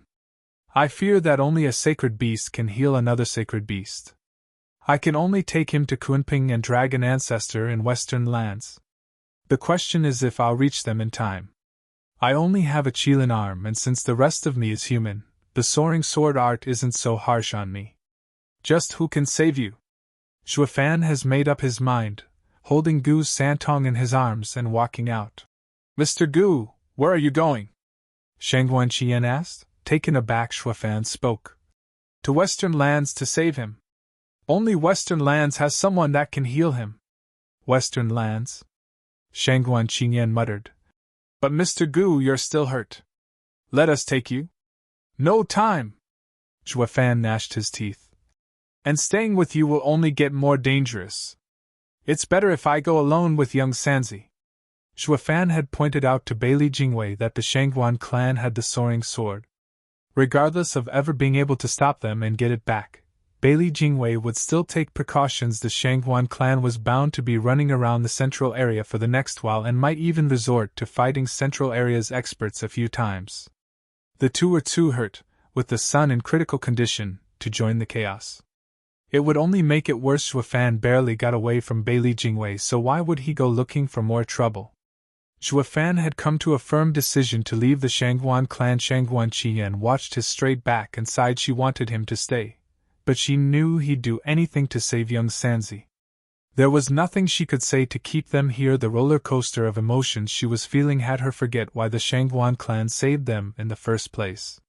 It was all to finish the last part of their deal, so while her love-addled brain refused to work, the Shangguan guy next to her had no such handicap, crying out, "Mr. Gu, we won't keep you if you want to leave, but you have to first give the divine sword you promised us." Whoosh! A clank cut him off as a scarlet sword stabbed into the bedrock. Zhuo Fan had then vanished with Gu's Santong. "It's good that we got the sword, or I don't know how I could have explained this to clan head, ha ha ha." The guy held the sword in pride and said, "Young miss, we should go see clan head." Shangguan Qingyan was too overwhelmed to register his words, still staring in empty space. Where Zhuo Fan had been standing, he didn't even say goodbye, not so much as look at her. 3 days later found the Shangguan clan's 300 meditating in a quiet forest in white robes. Shangguan Feixiong was frowning with worry, letting heavy breaths yet never speaking up. "Pa!" A thick hand grabbed his shoulder, startling him. "Hi, Venerable, what can I do for you?" "It's nothing. But seeing you eaten up inside these days, are you worried?" The old man smiled. Shangguan Feixiong nodded. "Despite lacking danger, it's the junior's first mission. I just can't rest easy knowing the kid didn't want me to send some experts instead of youngsters. The kid is sharp. With our experts around him, he figured they'd settle the score, ha ha ha." High Venerable shook his head. "Feixiong, you believed him when he swore on his son, so why the needless worry?"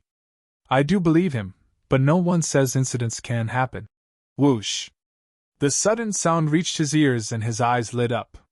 He saw dozens of figures in the air, the juniors he sent for Zhuo Fan.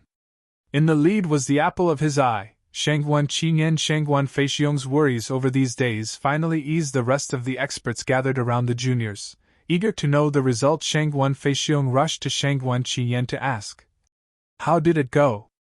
Did you get the soaring sword?" Shangguan Qingyan sighed and left with a lowered head. The rest felt uneasy. Why is young miss so glum?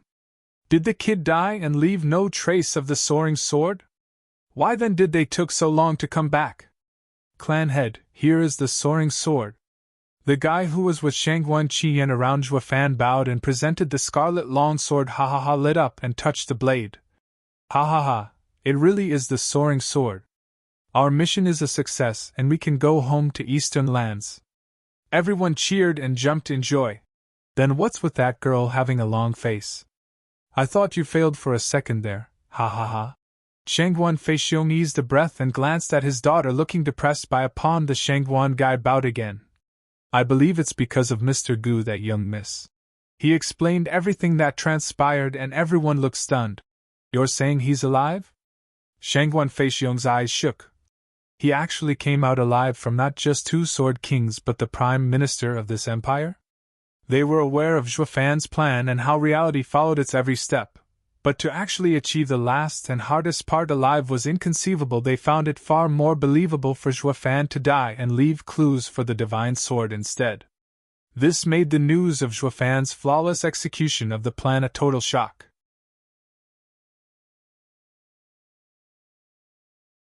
Chapter 946, Solitude. Chapter 946, Solitude. Proofreader Papatonks. The guy paused, seeing everyone wearing dumb looks, and bowed again. "Clan head, Gu Yifan is wise and brave, a real hero. When we found him, he was still protecting his son despite the heavy wounds. His character isn't the issue here, but being a miracle worker is." Shangguan Feixiong's face twitched and sighed. "A single sword king has enough power to do everything he wants. 2 of them around, they are invincible. Then there's Bailey Jingwei, the wisest in the Sword Star Empire. His intellect alone could make him a sword king if it was strength instead. Yet none of them, despite covering every aspect, could stop a radiant stage from toying with them and come out alive. Shangguan Feixiong sighed, actually relating to them. Since when could the opponent we feared so much could be controlled so easily? What's worse, can't any of the experts of our best clan in the eastern lands match to one radiant stage kid? Ha ha ha, what an utterly ridiculous joke! The cruel irony is even more obvious from how we lost so many people with our plan while the kid easily got the sword without losing anything. Ha ha ha. Shangguan Feixiong shook his head hard. In defeat, the precious divine sword they all wanted so much all this time was now in their hands, but it felt flat, dull, giving them no sense of achievement whatsoever. It was because of the circumstances of the retrieval. The soaring sword wasn't recovered through their blood and sweat, but a kid did it and sold it off to them. They not once won against Shangguan Feiyin. It was the kid all along who did everything, fighting, toying and surviving. Shangguan Feiyin was the Shangguan clan's biggest traitor, but the victory belonged to a kid's resourcefulness. None of them were better than a meager radiant kid. Clan head's desolate figure holding the divine sword killed everyone else's joy. They felt nothing from it, not when another scored a win and just handed it over. It was a subtle contrast between taking and receiving the win that made all the effort worthwhile. By taking it yourself, you proved that you had the ability to do it, while having someone just hand it over was a humiliation. It proved the other guy was better than you. Being thrown to the side by the enemy and focusing on the better adversary, such a win felt empty to them. Having no value, they believed Shangguan Feiyin's group, when they fought, did not show any regard to them, always thinking about Gu Yifan, Shangguan clan? They're nothing. Gu Yifan, a radiant stage kid, came around out of nowhere and robbed the Shangguan clan of their honor. Sure, he got the soaring sword for them, but they didn't look quite as thankful. The three venerables knew their feelings and chuckled. Feixiong, the soaring sword is back where it belongs. We now should focus on leaving the central area. Name, reputation, glory, they come and go many times in life. As a clan head, I know none of these are important before the clan's righteousness. We're lucky to have suffered a few losses this time, ending with our win. I am very happy to see this, but Shangguan Feixiong tensed and sighed. Having thought about everything that happened, I can't help but wonder if I'm fit to be the clan head. Feiyin was right, I'm beneath him in power and potential. I'm headstrong and can't see the bigger picture, unable to be proactive like Gu Yifan and Bailey Jingwei. Their convoluted and intricate plans opened my eyes at how deep their schemes can go, of how detailed they are. I think that the next time we clash with Bailey Jingwei, I will cause the death of everyone. I, Shangguan Feixiong, am plain, with no outstanding quality. Will keeping this chair of mine help or lead to disaster? Ha ha ha, the clan might not grow much under my helm. I've seen Gu Yifan's handiwork, his cruelty. No law is beneath him, even detonating someone, but one can't deny the results either. Having him as a son-in-law might not be such a bad idea. Leaving him to take over from me will raise the clan to new heights. At least he's far more capable than me. The venerable looked him in the eye. Feixiong, we all knew there's a limit to what you can do, but do you know why we picked you? The choice was between me and Feiyin. But he was too conceited and erred constantly. Shangguan Feixiong frowned. The venerable chuckled. Everyone makes mistakes. You think we didn't let him take the seat because of some mishaps? We even had a long dispute back then over Shangguan Feiyin's talents. Why then? The venerable smiled. The ruler is to be wise and not rash, average and not proud. The former is for the royal succession to avoid vies for power. The latter is to avoid the biggest faults in one's character. Average people hardly achieve success, but they also represent stability.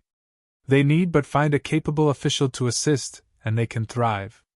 As for the egotistic rulers, they think themselves above everyone, that they can do everything and won't ever take advice. They can take the clan out of trouble, yes, but one day it might lead it to disaster. That is why an emperor would always choose the average son over the proud one if there's no one talented and having virtue.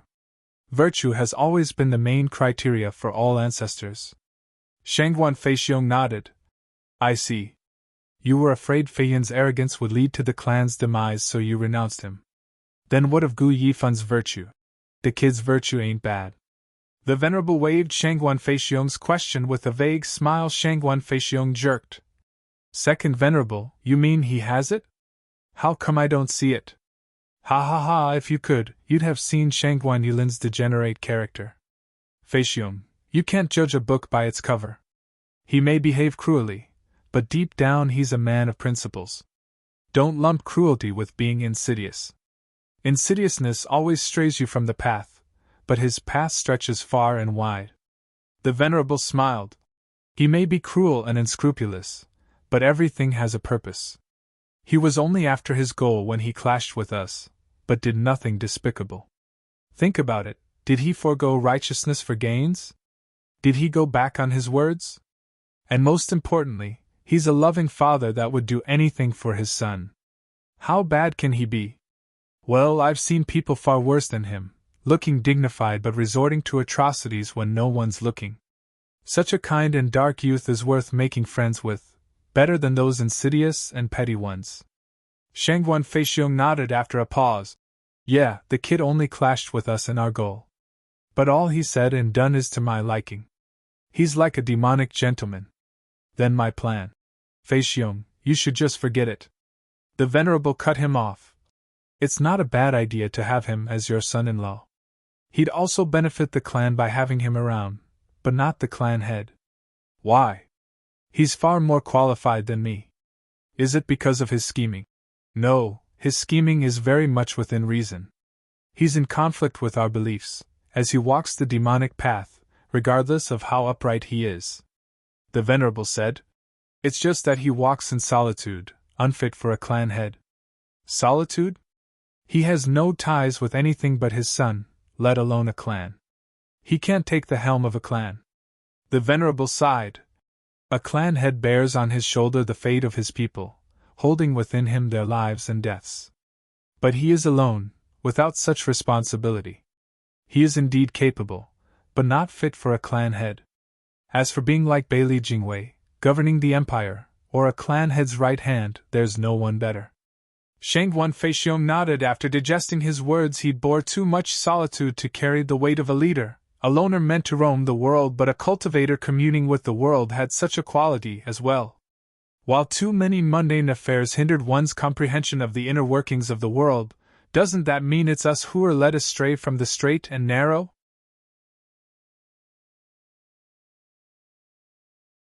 Chapter 947, Sword Patriarch appears. Chapter 947, Sword Patriarch appears. Proofreader Papatonks.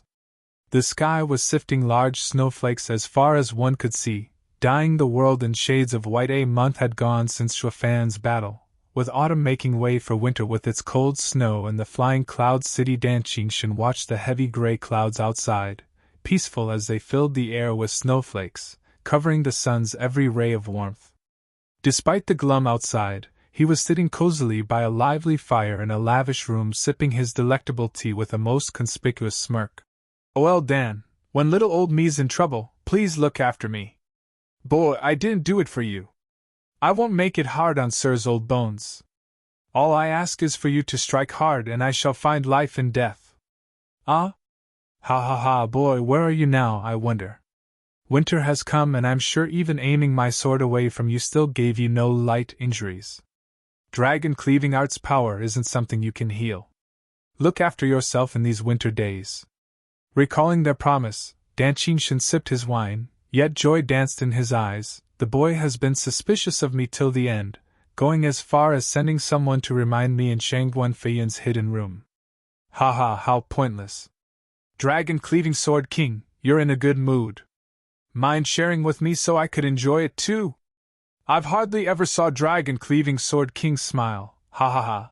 Rows of guards entered, bowing and making way for Bailey Jingwei in fur clothing. He made himself at home, sitting right next to Dan Qingshan with a smile. Shangguan Feiyan came next, sitting nearby, sticking one leg over the other, looking bored to death. "Brother Dan, share with us this fine mood you're having. This past month, if not dull, it has been glum. Ha ha ha, getting your paradise ruined and the divine sword taken tends to do that." Dan Qingshan took out a jade slip. "Here's my report on my domain. There were signs of the Shangguan clan around, and I have come to ask for the next course of action. What? Shangguan Feiyin snatched the jade slip and cried. Those old fools ran off to your side of the empire? But that leads to northern lands. What are they doing there? They must be taking the long way around, through northern lands. Bailey Jingwei's eyes flashed and resumed sipping tea by the fire's cozy warmth. Shangguan Feiyin followed. Prime Minister, what do we do? Nothing. Bailey Jingwei sighed. The central area is just too large and gives the Shangguan clan too many places to hide. I had notified the 9 Sword Kings to look out for them in their domains, but without concrete signs to look for, they'll find nothing. Furthermore, with some Sword Kings' laid-back attitude, some not even present in their domains, things would only get harder. Prime Minister Bailey, I'm here, aren't I? Dragon-cleaving Sword King, I wasn't talking about you, but that wine sword Immortal that loves to hit the bottle. Bailey Jingwei's eyes flashed and gnashed his teeth. He's a Sword King, but all he does is partake in local beverages at every chance instead of leading his domain. How damn superficial! He even makes trips to other lands too, humph. Just what was the point of giving that domain to him? At least with Shangguan clan's faint traces, even around he won't be of much use. Dan Qingshan grinned. I have to say I admire that old guy, so free and casual. Brother Feiyin, he'll be back in a few days. Want to ask him out for a drink? Maybe he got back some good stuff from where he's been. You go, I'm not in the mood. Shangguan Feiyin gave an impatient wave. Just how did you manage to do it anyway? Dan Qingshan raised an eyebrow. How else? When they asked me how to do it, I told them to play dumb. The Shangguan clan came here en masse and with 3 old coots strong enough to face a Sword King, so while I wasn't around, they were bound to die if they pushed them. So they just let them go. Why you? Shangguan Feiyin's face twitched, turning to the other. Prime Minister, see that? He's lazy at his job. When the invincible sword comes along, I'll be sure to tell him. Glancing at him, Bailey Jingwei chuckled. I advise Sword King against pettiness, for I'm with Dragon-cleaving Sword King on this. What? Doing something pointless is utterly idiotic. Taking his teacup, Bailey Jingwei took a sip and drawled. Looking for the Shangguan clan was just a matter of appearances, never intent on following through. What's the point of handing them the lives of hundreds of people? We lost, pure and simple. There's no shame in it. Now we need to get ready for the Patriarch's admonishment. Report! A guard barged in and presented a jade slip. Prime Minister, Imperial Capital summons you. A summon? Bailey Jingwei smiled and took the jade slip. I've been away for 3 months and His Majesty wants me back? Ha ha ha, I hardly get any vacation time like this. There are so many places I haven't seen yet. Sigh, no rest for the wicked. Just what got the Imperial Capital so on the edge they need me to solve it? How pretentious can you be? The Empire can't go a single day without you. Shangguan Feiyin's mouth twitched and revealed a crooked smile. Prime Minister, politics sure keep you busy. Without Sir in the Empire, the sun loses its shine, ha ha ha. Bailey Jingwei caught his jab, but chose to ignore it as he read the summons with an unspeakable calm. Though minutes later he winced and cried. What? What happened? Shangguan Feiyin flinched. Bailey Jingwei said. Patriarch has come out and is calling court with the 9 Sword Kings and all officials. He wants to move in on northern lands. Invincible sword is out? Shangguan Feiyin and Dan Qingshan cried out at the same time. The world will be in turmoil soon. What do you mean? Followed by prosperity, I mean, ha ha ha. At Bailey Jingwei's long look, Shangguan Feiyin and Dan Qingshan gave a dry laugh. Bailey Jingwei shook his head. I'll ignore it this time, but please watch your words, Sword Kings. You are the revered 9 Sword Kings of the Central Area, the cornerstones of the Sword Star Empire. If the Empire is flourishing, so are you. If the Patriarch is powerful, so are you. Above all else, never treat Patriarch as your adversary. While I do understand the urge in practitioners to find worthy opponents to test their mettle, a house divided against itself cannot stand. Understood? The two nodded with how little impact he had on these strong Sword Kings, Bailey Jingwei did not press the issue, shouting instead, "Guard, prepare to return to the imperial capital. I and the Sword Kings are going to greet the Patriarch." "Yes, sir." A man bowed and rushed to work. Bailey Jingwei spoke again. "Also, I had you look for a reliable person from Western lands. Did you find any?" "Prime Minister, I have." "Then send him to Western lands and keep an ear out for anything of note." Bailey Jingwei sighed. Sheng Guanfeiyan asked, "Prime Minister, why are you sending someone to Western lands? Can a single random guy slip through the land's defenses and arrays to spy? I don't need him to find me secrets, but a man's background." "Who?" "Gu Yifan." Bailey Jingwei's eyes flashed. "Gu Yifan has been a worthy opponent. Even though he died, I still want to know everything about him to remember him by. As a manipulator, he had very few pieces in his hands, and who knew, maybe if he were but a little bit stronger, he'd have won, haha." Bailey Jingwei did not finish his thought. Who was to say who came on top when two equal opponents collided? Sheng Guanfeiyan spoke. "Gu Yifan has been nothing but cunning. He came to act against my manner, so there's no way he would leave clues to his true identity. The greatest lie isn't based on just deception, but mixing lies and truths." Bailey Jingwei spoke. "Gu Yifan is a clever guy, and I'm sure he didn't give me only lies, for it would have made him too suspicious. It's especially easy to be exposed when lying about local customs and products. While his name might be fake, his origin isn't. And with his smarts, there's no way he's unknown in the Western lands. So I want to find who he was, just what kind of man could hold his own against me."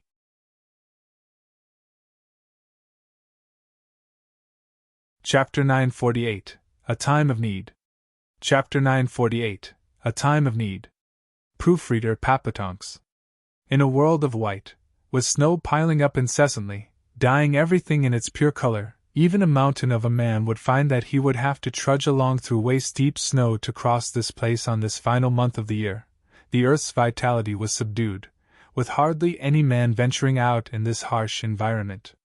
Even a powerful cultivator would rather avoid such blizzards, not wanting to face the heavens and this desolate world of white. Though in these particular parts, two lone figures, two mere specks in this sea of white, appeared on and off among the snowfall crack. Under the crumbling snow with every step, a thin man paused to readjust the young child on his back. Puffing out white with every breath before resuming his trek, he swayed under the biting winds, only to press harder and regain his stalwart stance. The frail child looked at the bitter and icy world around him, then at the man's body, toiling to carry him. He parted his cracked lips, sobbing, "Dad, I won't make it. You've been making me 11th grade pills to slow the bleeding and recover my blood, hurting your already wounded soul in the process. Then you still insisted on carrying me for months. Now you can't even fly. You can't keep doing this. Dad, let me go and move on. My time is up. I don't want to be a burden." "Quiet!" The man panted and raised his waned face, only his eyes shining with unflinching determination. He just gritted his teeth and pressed on. "Young Sanzi, listen up. I am your dad and I won't have this. No matter what, I'll get you back to the Western lands alive, so those two can heal you. But the Western lands is so far away. How can we reach it in time? Dad, you can't go on doing this either." Xue Fan's eyes shook, moving on by sheer stubbornness. "Even if I have to walk all the way, I'll still make it. We don't need to keep moving much longer. In half a month we'll reach Gold Boss City.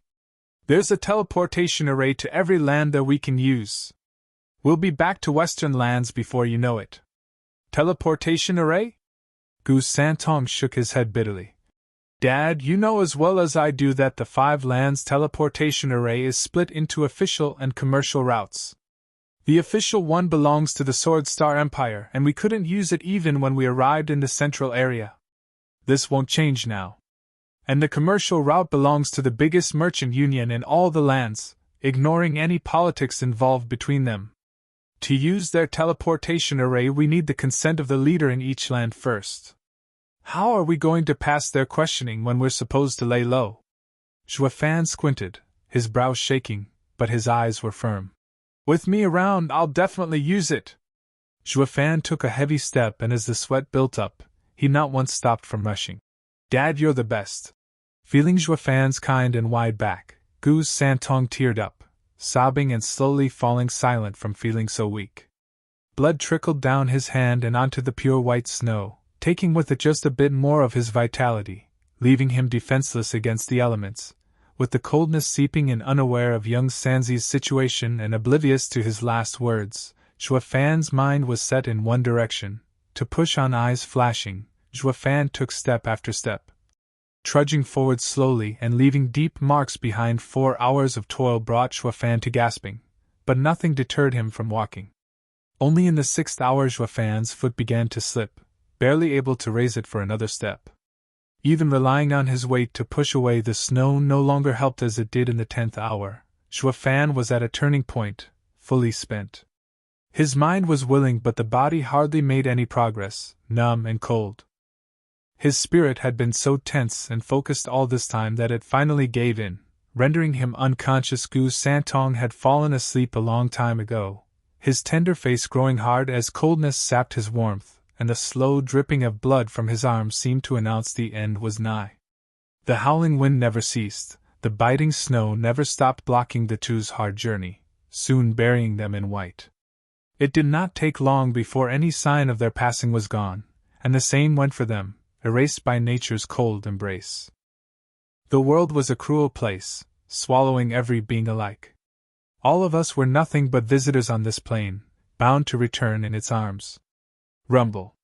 A carriage with huge wheels was pulled by 3 20-meter-tall spiritual beasts, actually stomping through the thick snow with relative ease.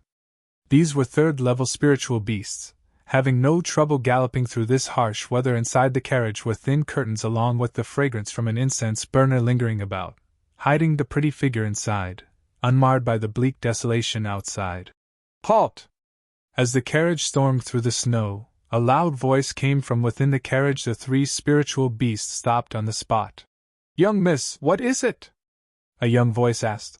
"Juir, is there blood outside?" "Blood?" The curtain was lifted to reveal a charming face of a 17-year-old girl. Her eyebrows were sharp, focused as she looked around. "Are you perhaps mistaken, young miss?" "There isn't any." The first voice spoke again. "Juir, go outside and check if they've been buried under the snow.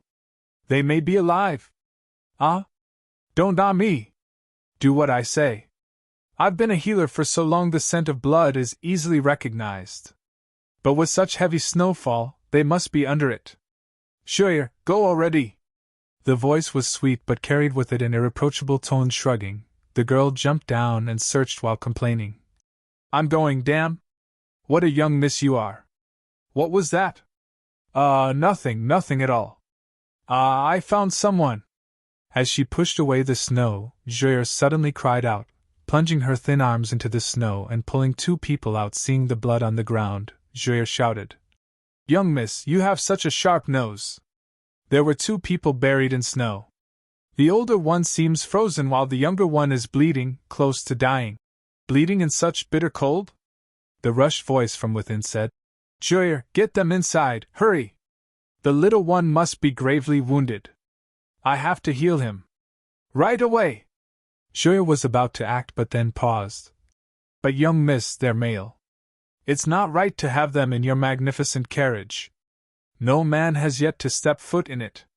It's fine if it's the child, but there's no time to mind the rules, lives are at stake." The tone coming from inside went cold. Juir bobbed her head and threw the 2 inside. She jumped in herself, and the carriage resumed its mad dash. All that remained was a stain of scarlet in a world of white, slowly fading beneath the endless snow.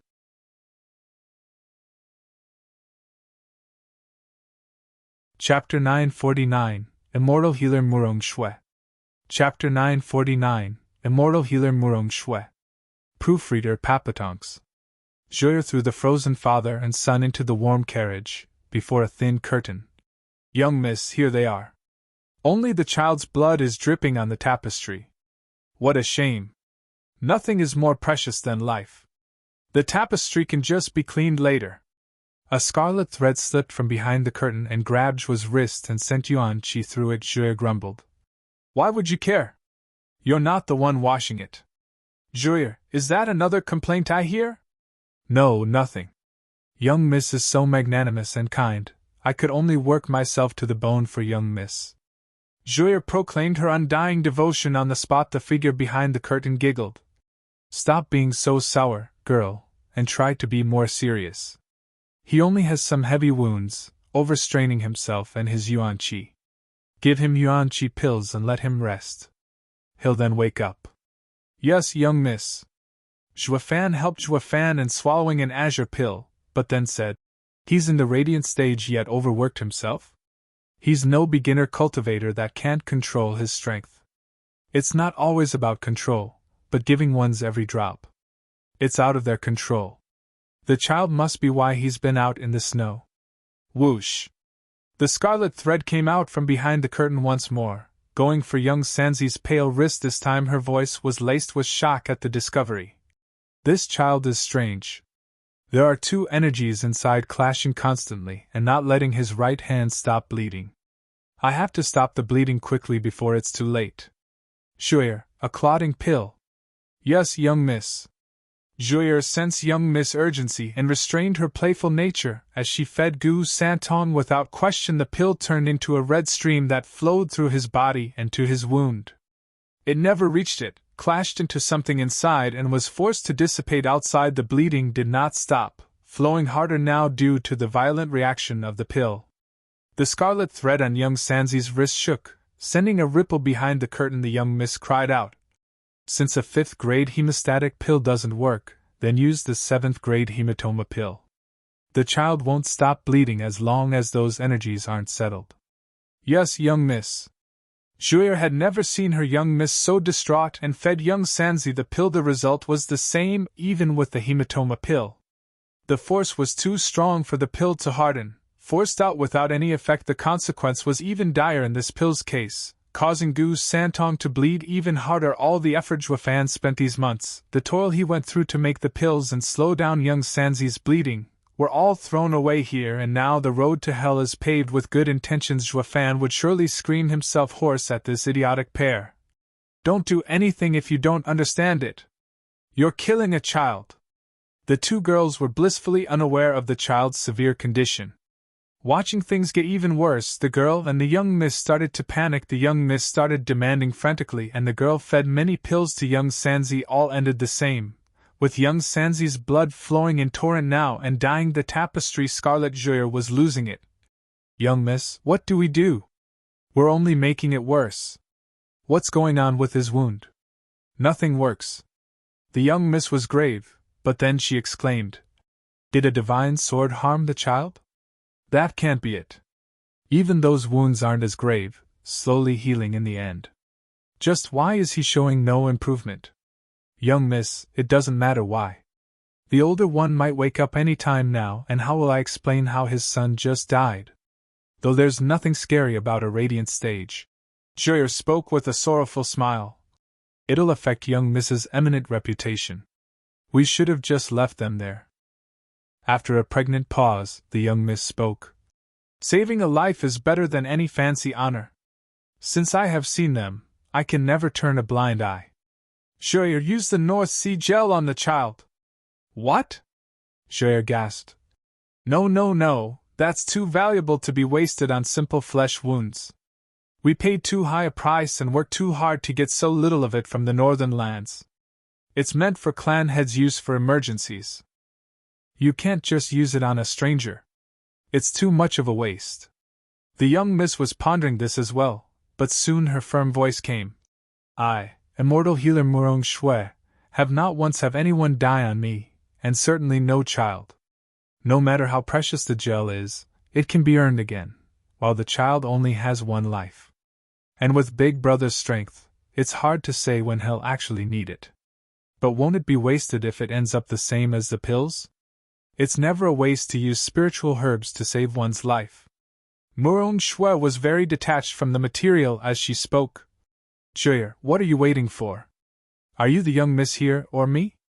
Juyer hesitated, totally against the idea, but young Miss Tone demanded obedience, and she had no choice but to suck up her grumbling and take out a gourd.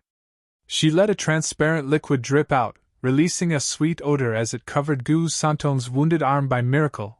Every place the liquid touched, the blood stopped leaking.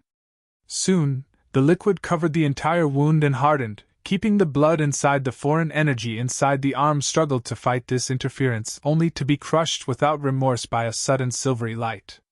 The liquid had a faint silver glow as it seeped deeper into young Sanzi's body, vanishing completely. Behind it was left young Sanzi's pristine arm, unmarred by any scar or wound. Julia cheered. "Young miss, it worked. The child's saved. The North Sea gel is a world wonder, a wonder drug for healing." The young miss relaxed a breath. The joy was short as Julia recalled the loss of most of the gel and spoke sadly. 10 million sacred spirit stones down the drain. Clan head is bound to flip at the news. Ha ha ha, my brother is refined and won't be angry knowing we saved a life. I hope so. Ugh, 10 million, sniff. Julia was still in pain over such bitter losses. She glanced over to the unconscious Xuefan. Hey, you owe us 10 million sacred spirit stones.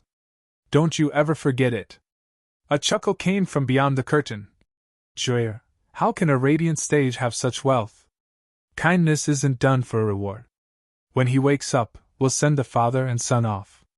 Humph, they got it too good. Julia pouted. What kind of fortune did they have to stumble upon the young miss in their hour of most desperate need? Not just saving them, but for free too. It's better to fleece them of everything once they wake up. We can't have them think money falls out of the sky at every turn.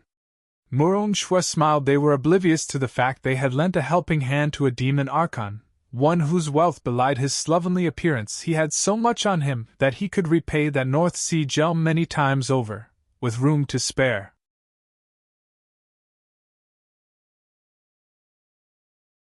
Chapter 950, Filthy Rich. Chapter 950, Filthy Rich. Proofreader Papatonks. Rumble. The huge carriage was rushing through the snowy wasteland, shaking now and then. Xuefan, who lay inside on the carpet, maybe one bump had been too hard to ignore, maybe his yuan-chi reserves were back. All that it mattered was that he roused, his dried lips parting to speak weakly. Young Sanzi, young Sanzi! Then he just bolted to his feet, shouting his son's name in panic. He was filled with fear and regret of what might have happened. He knew he just woke up from blacking out, but what about young Sanzi? With no one to stop his bleeding or take him to western lands, his life would slip away with every drop of blood. Xuefan's brow shook and clenched his fists. The regret inside him threatened to consume him whole. How could he just black out and leave his wounded son uncared for while he rested? He was so consumed in his thoughts and feelings he failed to notice the missing cold and snow. God damn it! What's with that racket? You scared me to death! Another shout came that made him flinch. Only now he took in his surroundings, the ever-moving carriage. Across from him was a cute and lovely lady of 17. She was holding an adorable boy of 8, who was looking pale and recovering. Xuefan eased a breath and scanned the place before asking the girl. Miss, did you save us? Why, you don't like it? Then give me your life back. Shooting him a look, the girl scoffed. Xuefan grumbled at the most rude reply.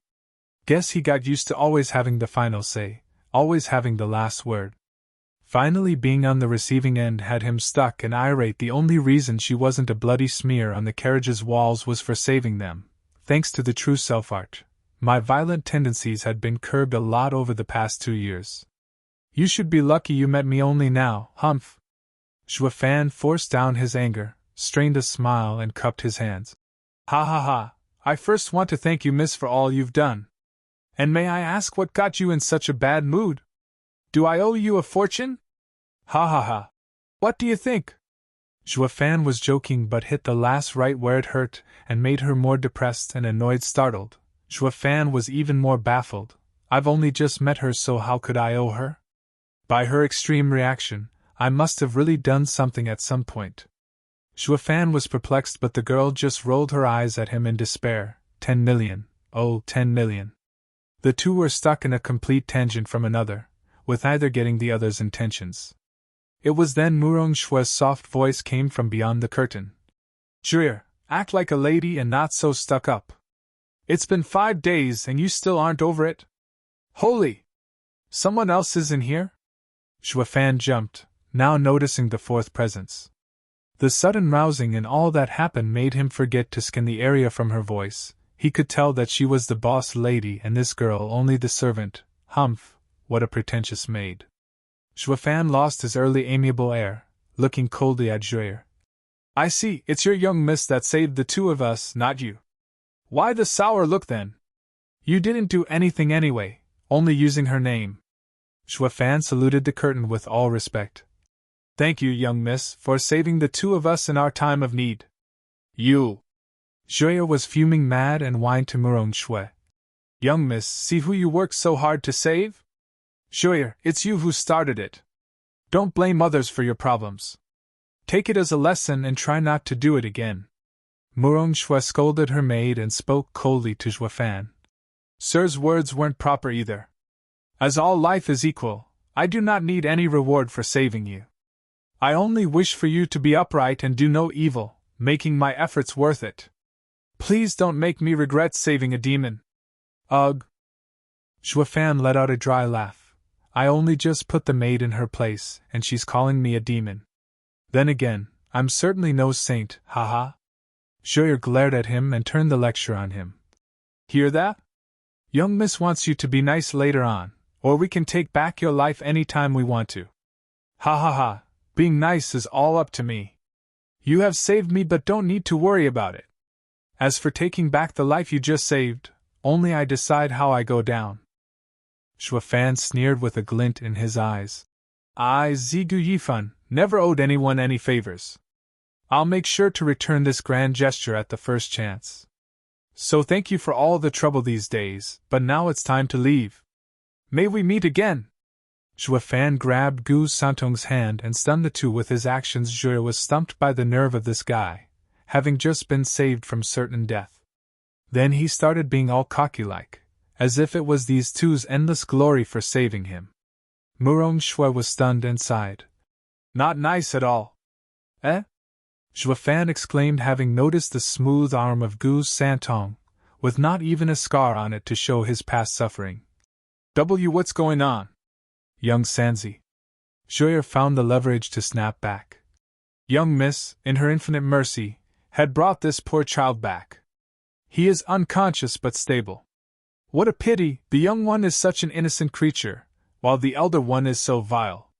Young miss saved the wrong person. Thank you. Xuefan forewent his rude attitude and thanked.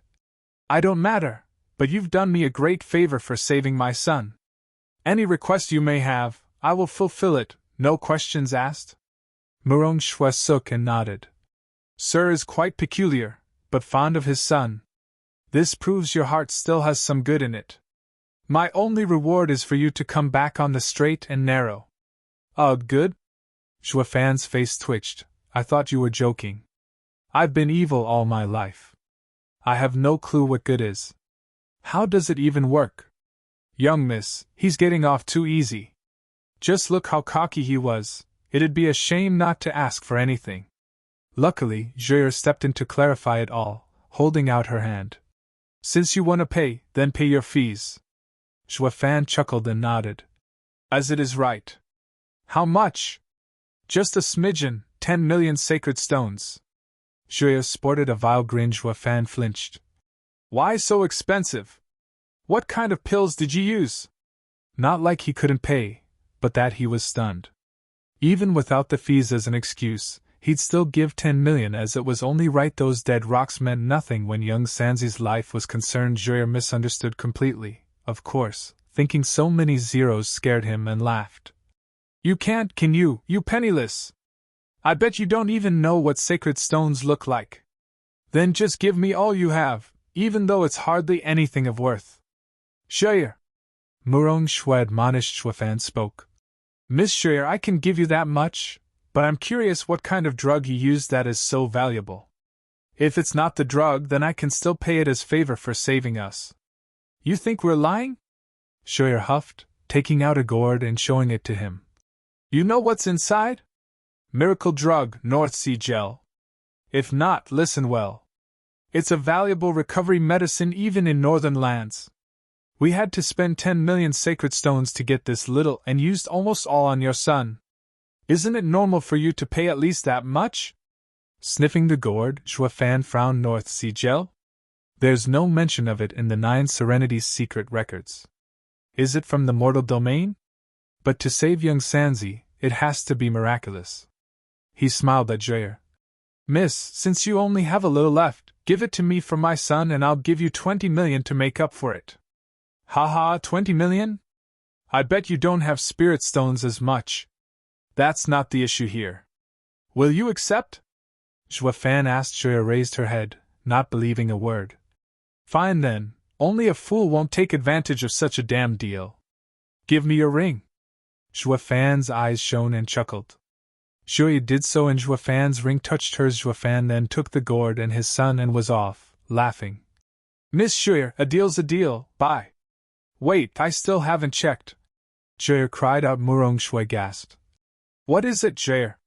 Young miss, 20 million sacred stones are inside the ring. The guy is actually loaded. Zhuyi was bug-eyed, struck dumb by the glittering rocks in her ring.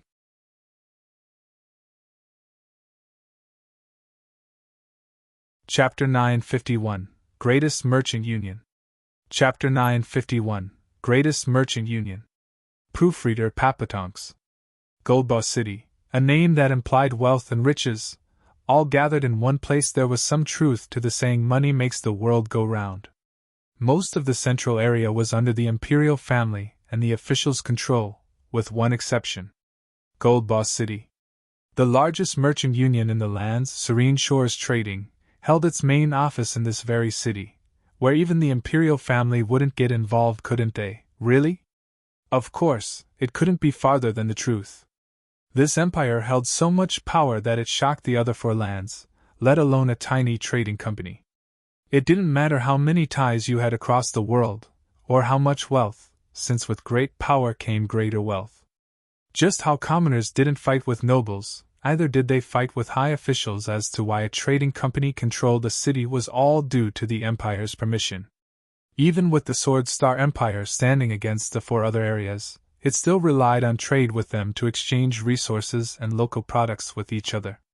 In order to facilitate these trades, a neutral party was needed. The Serene Shores Trading, in this case the Empire, gave it supreme power in linking the 5 lands, so it set up relations between all of them and played a pivotal role in any land millennia later, through its subdued lust for power. Never stepping into any land's power struggle, it had earned the trust of every faction in the lands, opening their doors for its business. It led to a boom in revenue, growing larger and larger, becoming the main trade hub between the lands. These last few hundred years in particular showed great expansion. It was all due to Bailey Jingwei coming to governance. With his brilliant mind, he urged the trading with the rest of the lands to get bigger and faster, giving the Serene Shores Trading more power by building their own teleportation array within the lands. To facilitate this, only the bold would take such a risk. The minute the 5 lands' teleportation array fell in another's hands, they would lose control and could invade the Empire's heart from thousands of miles away. It also worked as a perfect retreat too, giving them an easy way to withdraw without losses. That was why out of the central area, no other land had a teleportation array in the hands of another, even a trader. Only the higher-ups of every land could activate a teleportation array to another land, so order could be maintained. This showed just how bold Bailey Jingwei was in giving so much power to a trading union. It wasn't done out of impulsiveness either, backed up by real power. The Sword Star Empire didn't fear other lands' spies, nor any kind of trouble they might stir here. The central area had the invincible sword, and only his defeat would crumble the central area, which was impossible since he was way stronger than anyone else. You couldn't kill him even with human wave tactics. Adding to that, the 9 Sword Kings stationed in their domain, and the central area became a connected hell. Even the best clan in eastern lands was feeling tense spending even one more day in this place. They were so close to getting shredded too because of such indomitable backing. Bailey Jingwei had an even easier time with politics, displaying his talent without fear or repercussions. Be that as it may, the commercial teleportation array had its restriction. First, one had to wear the Serene Shores Trading's badge and the other was to gain Gold Boss City's nominal lord's approval, Bailey Jinyu, a member of the imperial family. Lest the enemy took action while they were oblivious and taking this place for themselves as in any system, leaks always sprouted, even with this double safety net.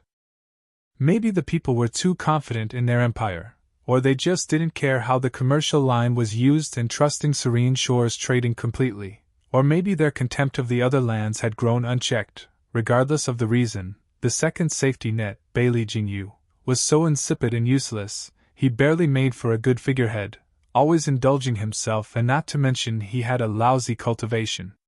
With the central area teeming with talent, the only reason the 3-century-old Radiant Stage Bag of Bones got this job was thanks to being part of the imperial family. I.e., he has the Patriarch watching his back. It thus led to the Serene Shores Trading holding the real power in the Gold Boss City. Zhuafan did his homework on this city, and was now standing before the grand and ostentatious gates with a weary Gu Santong on his back. Gu Santong might have had his wound healed, and some time to replenish his blood would have got him back on his feet. It just didn't happen. He was still very weak and his energy just wouldn't recover. The countless pills Zhuafan gave him showed no effect either. It was like anything the child ate would be washed away without any result. Zhuafan did not understand this condition, nor know how to fix it. So he stuck to the old plan. In taking him back to the two monsters in western lands, they were the same type as Qilin, having been alive since antiquity, and should know what this ailment was. To make this trip as smooth as possible, Zhuafan chose to use this 5 lands teleportation array and get young Sanzi home.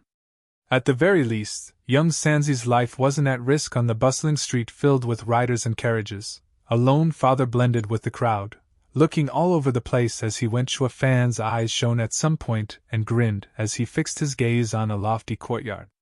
Before it were 2 soul harmony experts standing guard, totally devoted to their duties like stone-cold machines. Above them was a most dazzling, flamboyant, and utter money-wasting sign he saw, with Serene Shores Trading written in big fancy, golden letters. To use the commercial line, one first must get this clan's approval. Ha ha ha. Zhuafan stepped lively for the entrance, but the guards barred his path. Zhuafan felt it awfully familiar. Didn't the same happen back at the Veiled Dragon Pavilion? Ha ha, guess lap dogs can be found everywhere. The guards, however, were off script this time around, not having the least bit of scorn, even bowing. Sir, what might have brought you here? Business. What kind? Why would I tell you? I want to see your manager. Zhuafan demanded. These watchdogs want to use their master to intimidate me. The guards did not mind it one bit. Ha ha ha, sir, we're not questioning you. We're here to receive guests. But as there are all kinds of people, business can be big or small.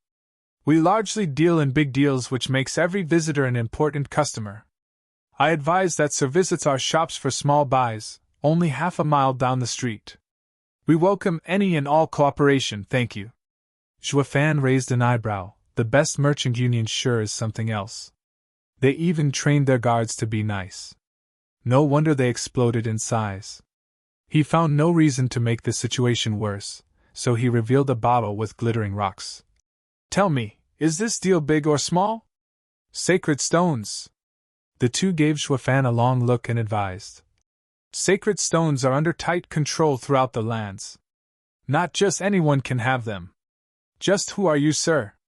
Zhuafan looked elsewhere and scoffed. The two winced, knowing they made a serious blunder. Forgive me, sir. It was a slip of the tongue. Trust is crucial in any business. I heard when Serene Shores Trading makes a deal, it never asks the other party's history, thus dealing with every aspect of society. But your actions today, if the head knew of it. Forgive us, please, I forgot myself, sir. The guard bowed deeply in fear. Their training comprised of being robotic, to give short replies and not eavesdrop. Most importantly, to treat guests with utmost humility and respect. They could never go after anyone unless ordered to, but because of shock, all the wrong words came out. Looking into the guest, it was plain to see that Zhuafan with a child on his back looked like a house husband, not someone important enough to have sacred stones. The sacred stones were so important in the central area as well that only the really important figures had them, and they never came through here. That was why it baffled the two guards to no end. He can't be from the Imperial family, can he? One word to the manager, and we'll go bye-bye. What rotten luck! What was I thinking blabbering so much to such a mystery guest? The two looked nervous and grimaced on either side of Xuefan. He had no intention to whip a guard dog, not when he was so nice, but he had to show off his style, to intimidate and swing the negotiations in his favor. These were guidelines Xuefan always adhered to when doing high-profile negotiations. A bark came out of nowhere. Who's making a ruckus at the Serene Shores trading door?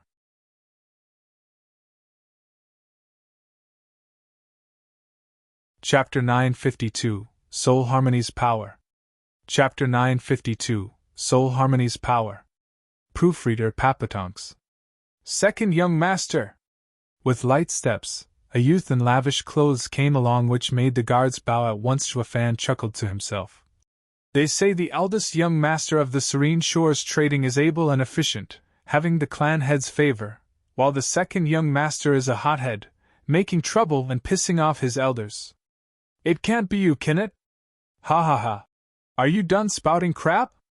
Looking angry, the youth's face sank and released the power of a third-layer soul harmony stage cultivation as he spat. I don't care what much you are, barking at my company, but to insult me. You're dead. Bam! He never got the chance as two stalwart men shielded Xuefan from any harm. The young master flipped out seeing the guards go against him. What do you think you're doing? I'm doing this for you, teaching this punk some manners, yet you defy me?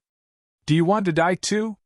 Second young master, the master commanded us to always keep the peace and never raise a hand on our guests.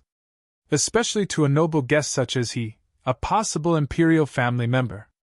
We can't ever. The guards grimaced and bowed. The guy exploded in rage and cut them off. Who cares? That's only on the surface when he's utterly useless at everything else. Stop exaggerating. Isn't bloodline enough? Xuefan gave a taunting smirk. Second young master's reputation precedes you. You mean you don't know that in this world strength is second while heritage is first? Just how many people can actually reach the peak of their skills? The majority is in fact walking around with the noses up and puffed up chest thanks to riding someone's coattails. And you, second young master, are no different.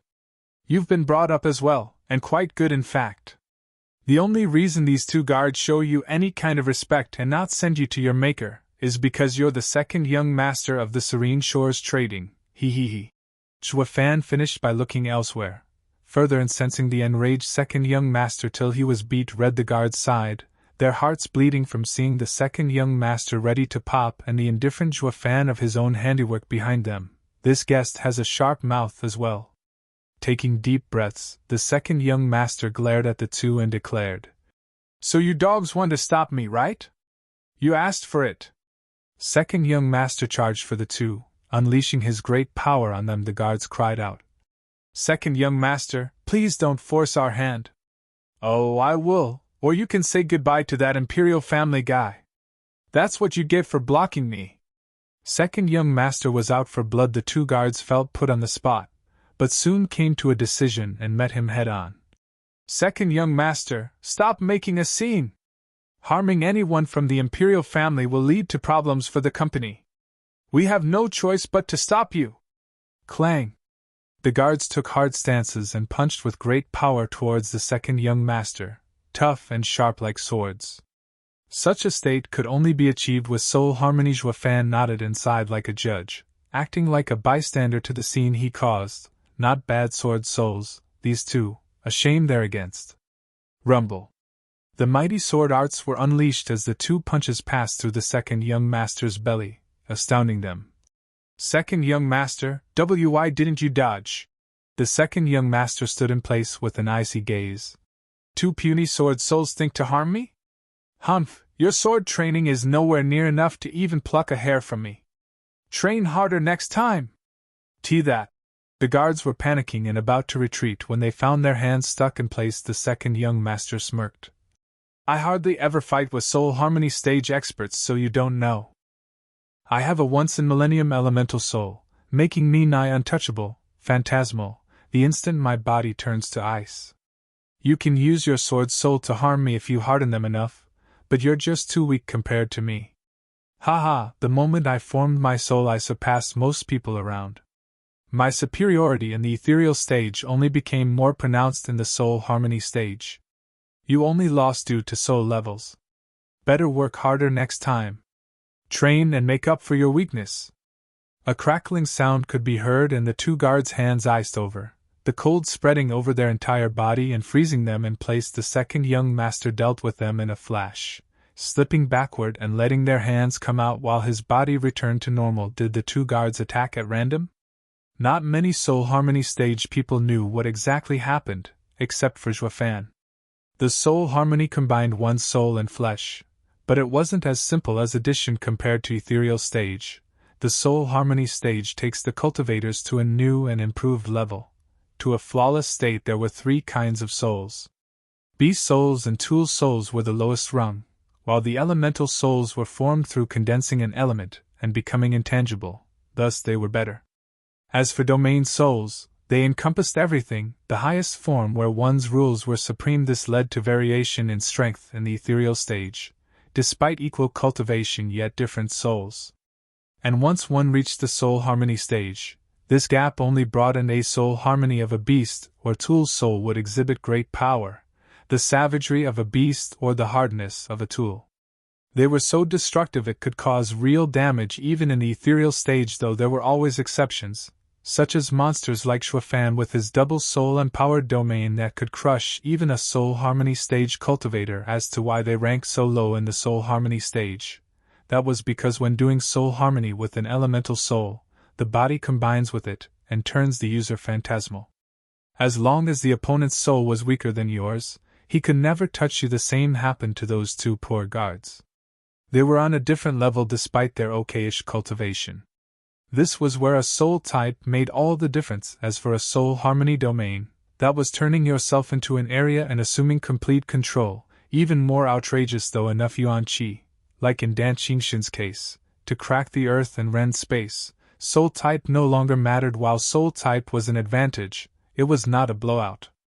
One's true strength was what made the real difference, though for average people, soul types meant different power levels. Ignoring the stiff and frozen guards, the second young master passed them by and walked before Xuefan. No killing?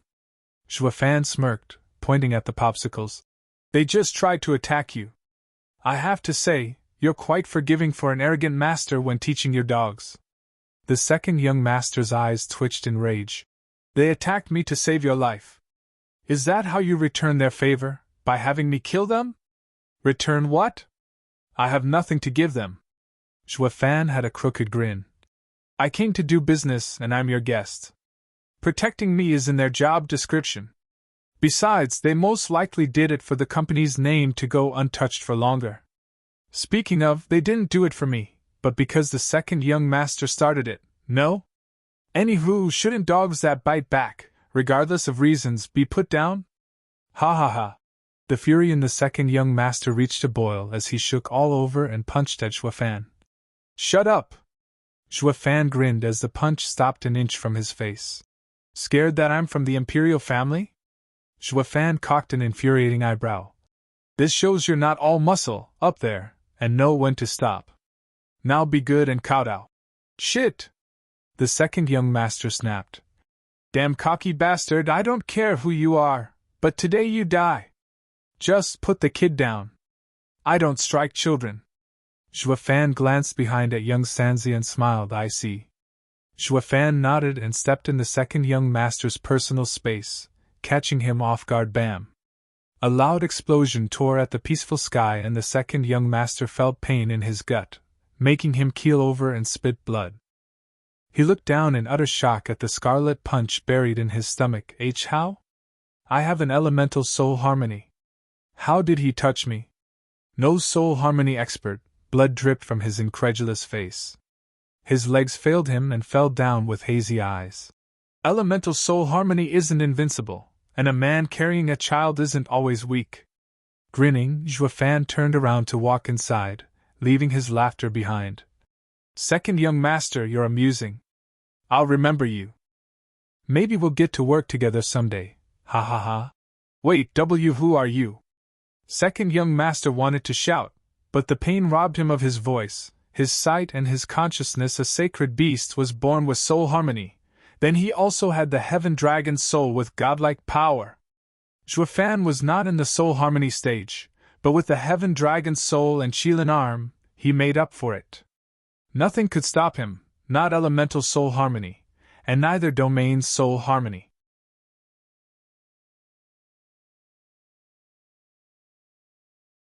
Chapter 953. All business is good business. Chapter 953. All business is good business. Proofreader Papatonks. Now past that tiny inconvenience, Zhuofan no longer gave the two icicles and the unconscious second young master any thought. Walking into the main hall of the building, the first step into the reception hall was met with an explosion of wealth, blinding the eyes from the gaudy and glittering gems and stained glass decorating it. The columns supporting the high ceiling were even more outrageous, some made from the rarest ores and gems hand-picked from the South Mountains, while others came in the form of rare beasts from the North Sea. Like the flood dragon, the raw and thick vibe of wealth coming off this hall slammed into Zhuofan. As for the strange, average guy waltzing in, just having entered this place proved he meant business. An aged man stepped closer to ask with a deep bow. "Ha ha ha, sir, with what may we help you today? Let's talk business." Sensing he had a soul harmony stage cultivation yet showing no reaction to a radiant stage cultivator like himself, Zhuofan had to reassess the Serene Shores trading just how ingrained business was to them. The old man smiled. "Right this way, sir. We have strict confidentiality rules here and all talks are done in private rooms. Once we arrive at Sir's room, a specialized receptionist will attend to you. Of course, as I'm your current receptionist, the content of our talks and their results shall only be kept between us two and my immediate superior. This is the reputation our company prides itself with. So please, rest assured, sir." Zhuofan nodded. Serene Shores Trading values secrecy so much, going as far as minimizing the flow of information to prevent a leak while taking its reputation as a guarantee. This is how they manage to deal with both good and bad people, gaining the trust of all the lands. Its policy vows the company as being completely safe in business, taking no side and spying on no one. Its neutrality was thus assured, with no parties being offended, while neither receiving any special treatment either. But this business plan shows its genius by allowing them to get in touch with all factions. It is the law of nature for everyone to have something needing taking care of hidden from the eyes of all.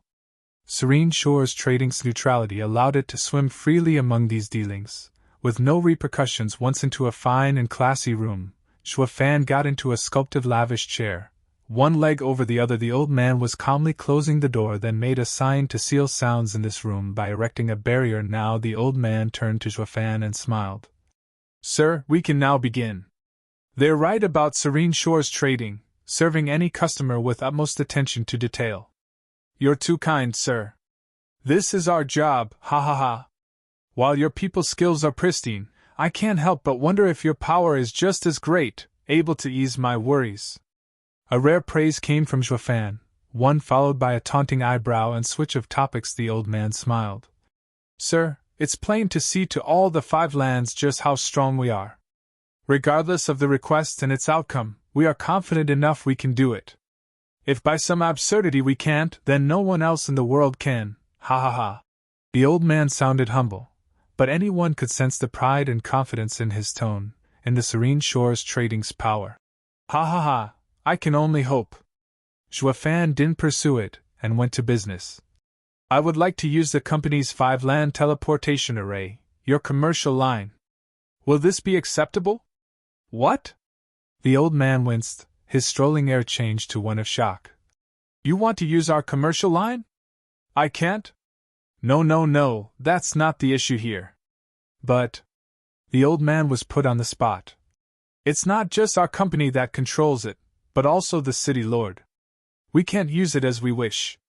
I'm afraid I can't complete your request. Please allow me to call my superior, sir. I'll be only gone for a moment." The old man made a gesture, and the barrier was down so he could leave.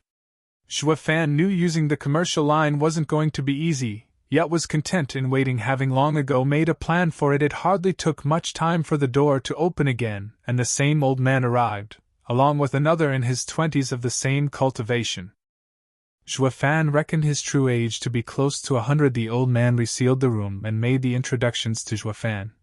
Sir, here is our company's eldest young master, Wu Ranz, and my immediate superior. It's best if you talk with eldest young master about your business. Hello, sir, I've been told you wish to use our commercial line. Wu Ranz bowed lightly. Despite being a successor like that second young master, he showed only courtesy, like the whole of Serene Shores Trading did with all their customers, even if some were weak Radiant stage cultivators or still unaware just how big of a deal they were here for. Juefan squinted. So he's the eldest young master. Word has it that he's sharp and able, the clan head's right-hand man. Looking at him now, he does follow the company's rules. That wasn't enough to remove all of his skepticism, however, finding something a bit off about him. Unable to clear his doubts at the time being, Juefan just nodded. Yes, that is why I'm here. I see, ha ha ha. Wu Ranz was blunt. Sir, while the commercial line is something Serene Shores Trading set up, it is under Gold Boss City Lord's control. You need both approvals to use it. Each instance requiring its use also needs to be submitted a day in advance, along with the items carried, quantity, destination, and so on. I'm sorry to say, but today's report has already been given. Using it for our own selfish needs will incur the Empire's wrath. I'm sorry, but this is something we cannot do. Juefan mocked, watching his fake business smile. So you're saying a company as huge as yours needs to make reports each time? Yes, this is a handicap, but no matter how big we are, we can't go against the Empire. Please forgive us. So I just need the City Lord's approval and I can use the commercial line, right? Of course. All that's required is the City Lord's approval, and with a big enough deal, making it worth using it, the commercial line will be available to you. As for what you wish to carry, be it contraband or even people, we'll do it regardless, with none catching wind of this. I stake my company's name on it. Quite a good name too, ha ha ha. Juefan gave a smirk and his eyes glinted while fuming inside. Before even coming to Gold Boss City, he knew Bailey Jingyu was useless, ignoring his duty most of the time. At best, he'd go to the company to get some crumbs. There was no way a company as big as theirs would let some moron control it. They made sure ages ago to fill the fool's appetite. That was the extent of their collaboration. Name dropping in this case was only used to jack up the price, to rip him off. I bet that even if I do go to him for approval, you're going to work behind my back so he'll make it harder on me, then split the profits later. Juefan had seen this tactic done plenty of times before. Sure, the Serene Shores Trading cared not who came knocking their door since they made sure to fleece them. Business and treachery go hand in hand. The bigger the deal, the shrewder the tactic. The dignified presentation proved it. Eldest young master sure is wise and able. Juefan's eyes flashed in thought. Wu Ranz wore the same flat smile, not betraying any thoughts he might have about his praise. Thank you. Then let's talk business. I wonder if your company can smooth it over with the City Lord, with a big enough business, that is. Ha ha ha, that counts as a second deal. Wu Ranz beamed. Juefan chuckled. Yes, eldest young master is a shrewd businessman, ha ha ha. It's the company's rule, sir, nothing more. We can't do business without capital, and the City Lord needs to be on the take as well. Wu Ranz's gaze was fixed on Juefan. But sir, what is the deal anyway? A large one, the biggest one your company had in millennia, he he he. Juefan gave a crooked smile.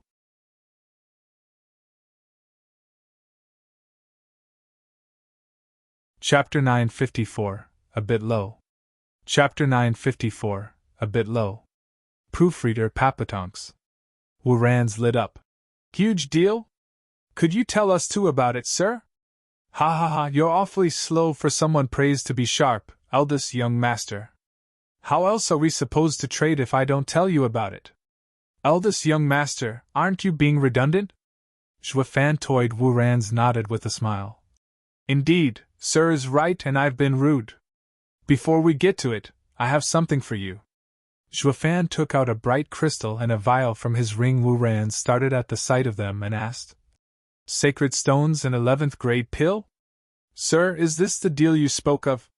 While they're both uncommon, there's plenty of them between men of true worth. Our company has traded in fairly large amounts of them as well. I fear that this deal—" "Eldest young master, you're being slow again.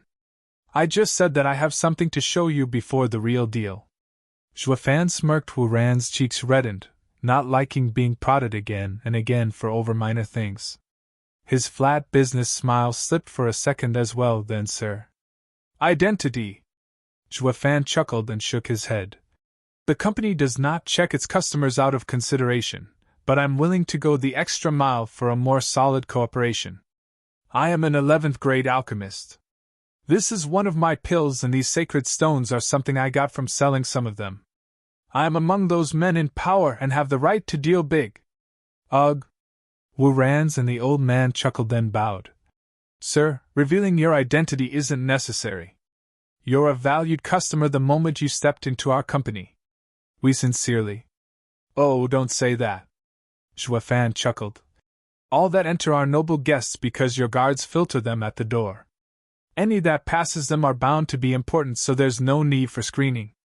That, however, was not how I got here, and I need to facilitate our big deal through increasing our mutual trust."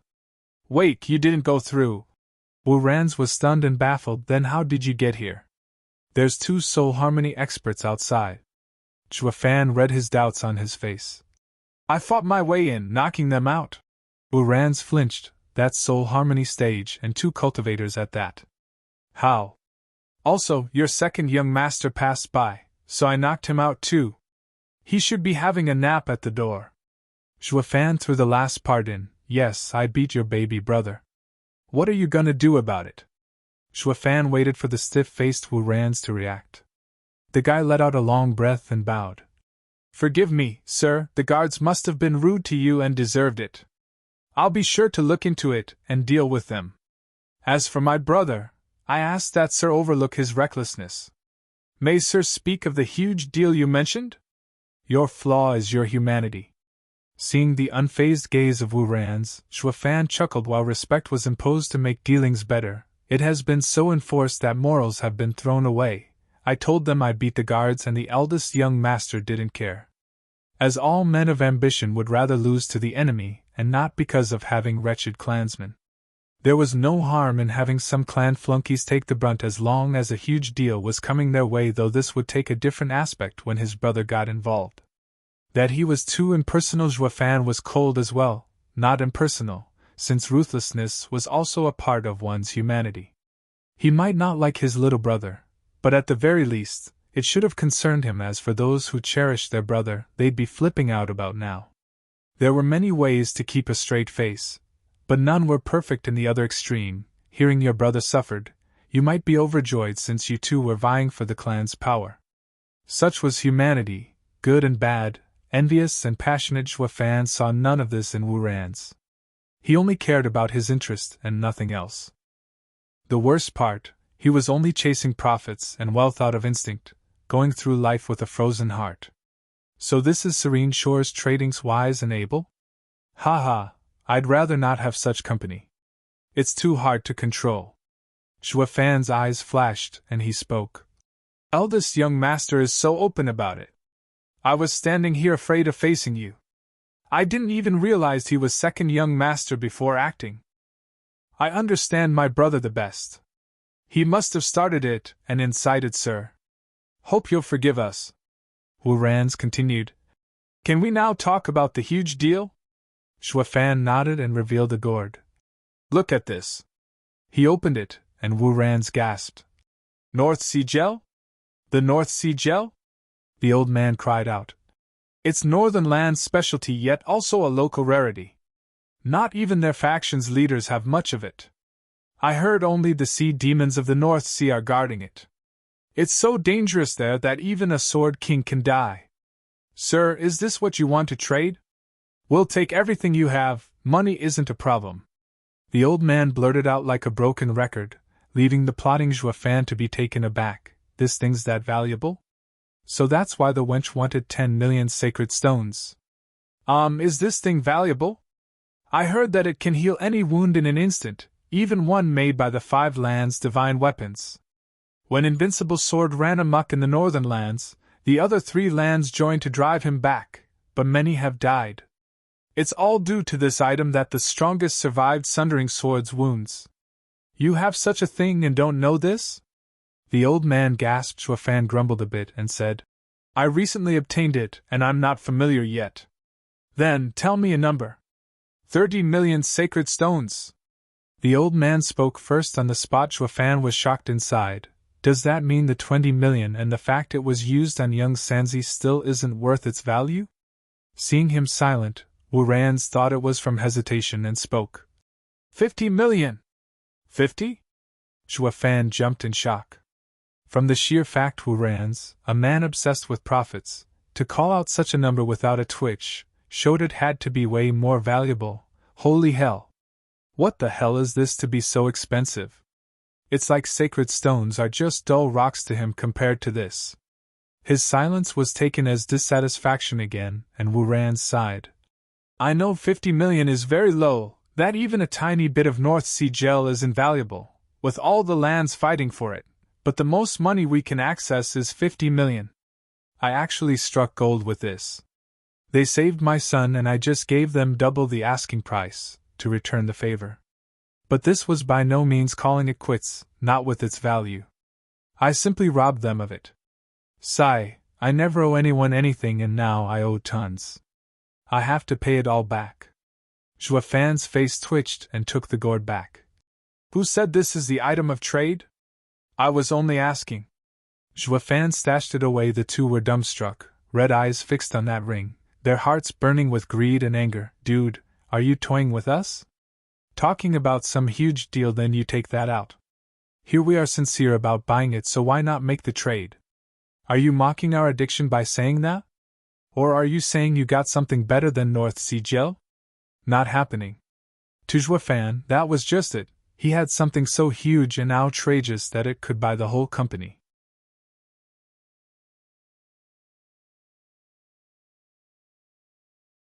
Chapter 955, Demon Spirit Stone.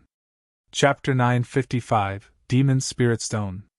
Proofreader Papatonks. Now don't get too excited.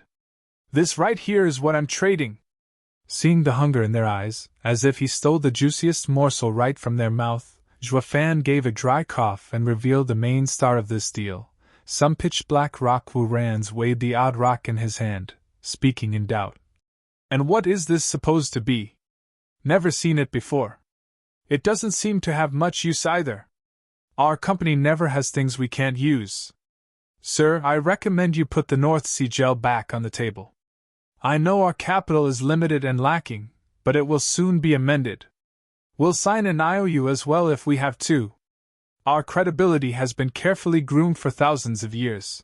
Shuafan's face twitched and grinned inside. He must really want that North Sea gel with a passion to turn from an eminent gentleman into a street peddler, foregoing his status and his leverage. Shuafan, however, had no intention of handing over. He had some research in mind for it. Maybe it was exactly what young Sanzi needed to wake up. Eldest young master, I'm sure you know what saving the best for last means. First I took out an 11th grade pill, then the North Sea gel. But neither of them are part of the deal. Are you perhaps thinking the third item is lesser than the two? Shaking his head, Shuafan gave a mocking smile. The item I intend to trade is no less valuable than the North Sea gel, Scout's honor. You talk a mean game, saying you actually have something better than the priceless North Sea gel. Wurans gasped, then gave the plain, black rock a second look. True, everything he took out was better than the last. First was an 11th grade pill, the second was the North Sea gel, and lastly this thing. Maybe this black rock is better than the North Sea gel, but we can't see it? Wurans got the rock to eye level and focused on it, using all his concentration to find anything that might betray its supposedly amazing value, only to come up empty. What the hell is this thing? Wurans wore a constant frown, finally turning a perplexed look to Shuafan. Try using Yuan Qi, the same you use when cultivating. Zhua Fan grinned and lightly instructed Wu Ran's tried doing what he said and absorbed spiritual energy around the shock came in seconds. He was just giving it a casual try, yet the rock's seemingly infinite energy surged into his body. Moreover, unlike spirit stones or even sacred stones, what he got from this was yuan qi that blended with his. It cleansed his meridians as the energy traveled on the way to his dantian, filling it with power. In a mere blink, the black rock vanished, while his body was filled to the brim with yuan qi, so much so his meridians were aching. He was on the verge of advancing. Wu Ran's was dumbstruck in his seat, trying to blink away the fog. Any cultivator worth his salt knew the sacred stones and spirit stones were first emptied of spiritual energy, then had that energy turned into yuan qi to train.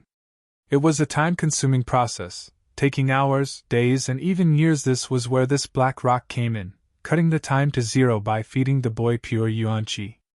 In case of a fight, this rock would make one's yuan qi reserves endless, giving one supreme advantage, while in terms of cultivation, it saved tons of time. Just that little pebble he absorbed translated into half a month of constant sacred stone usage. What was more, the yuan qi he got was the same obtained through usual practice.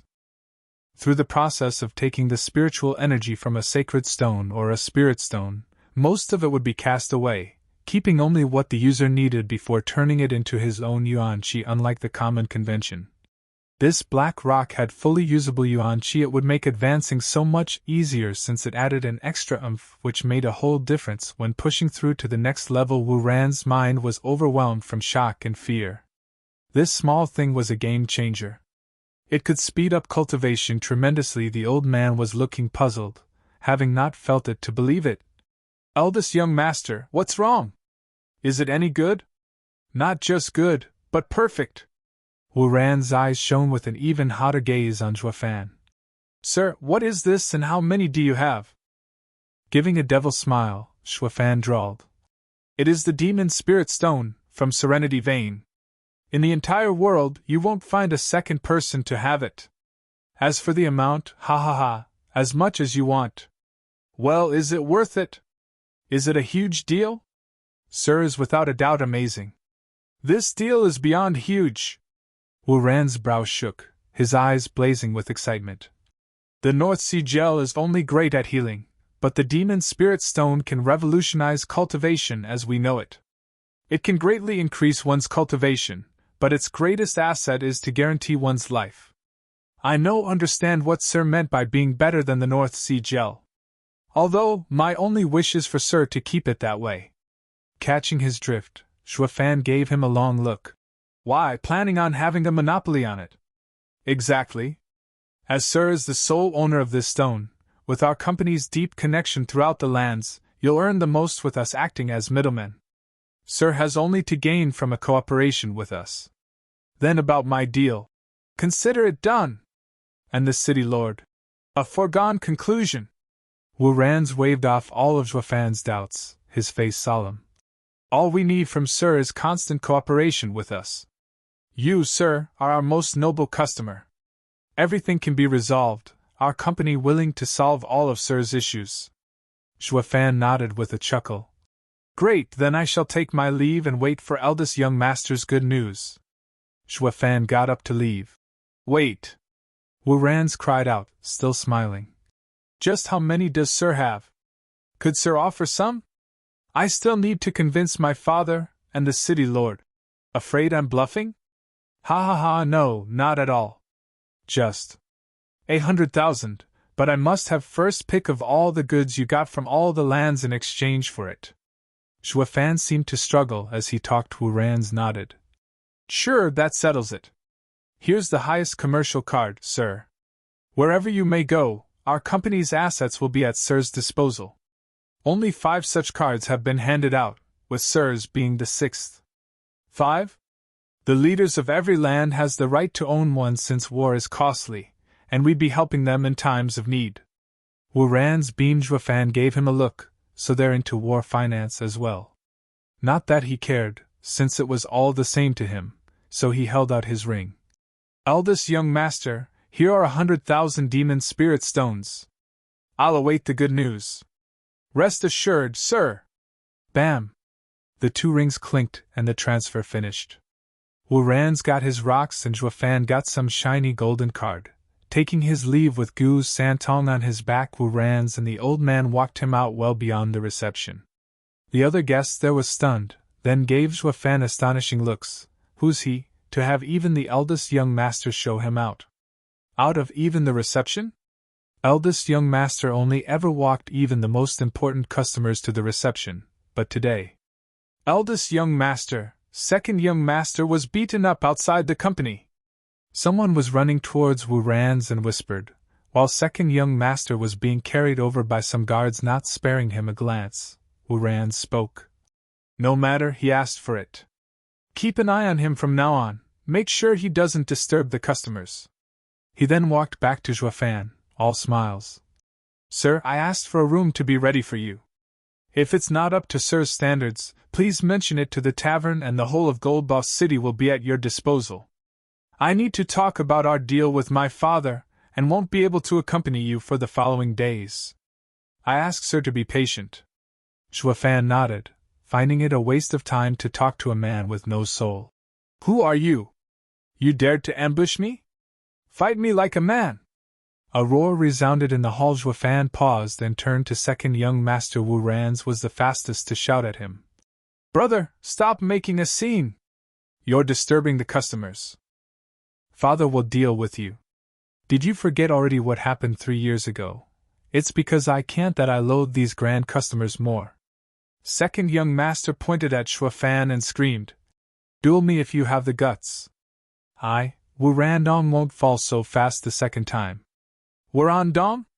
Juefan cocked an eyebrow, then grinned as he lightly stepped outside with the same old man attending to him. Wu Ran signaled the guards to take his screaming brother towards a lofty manor.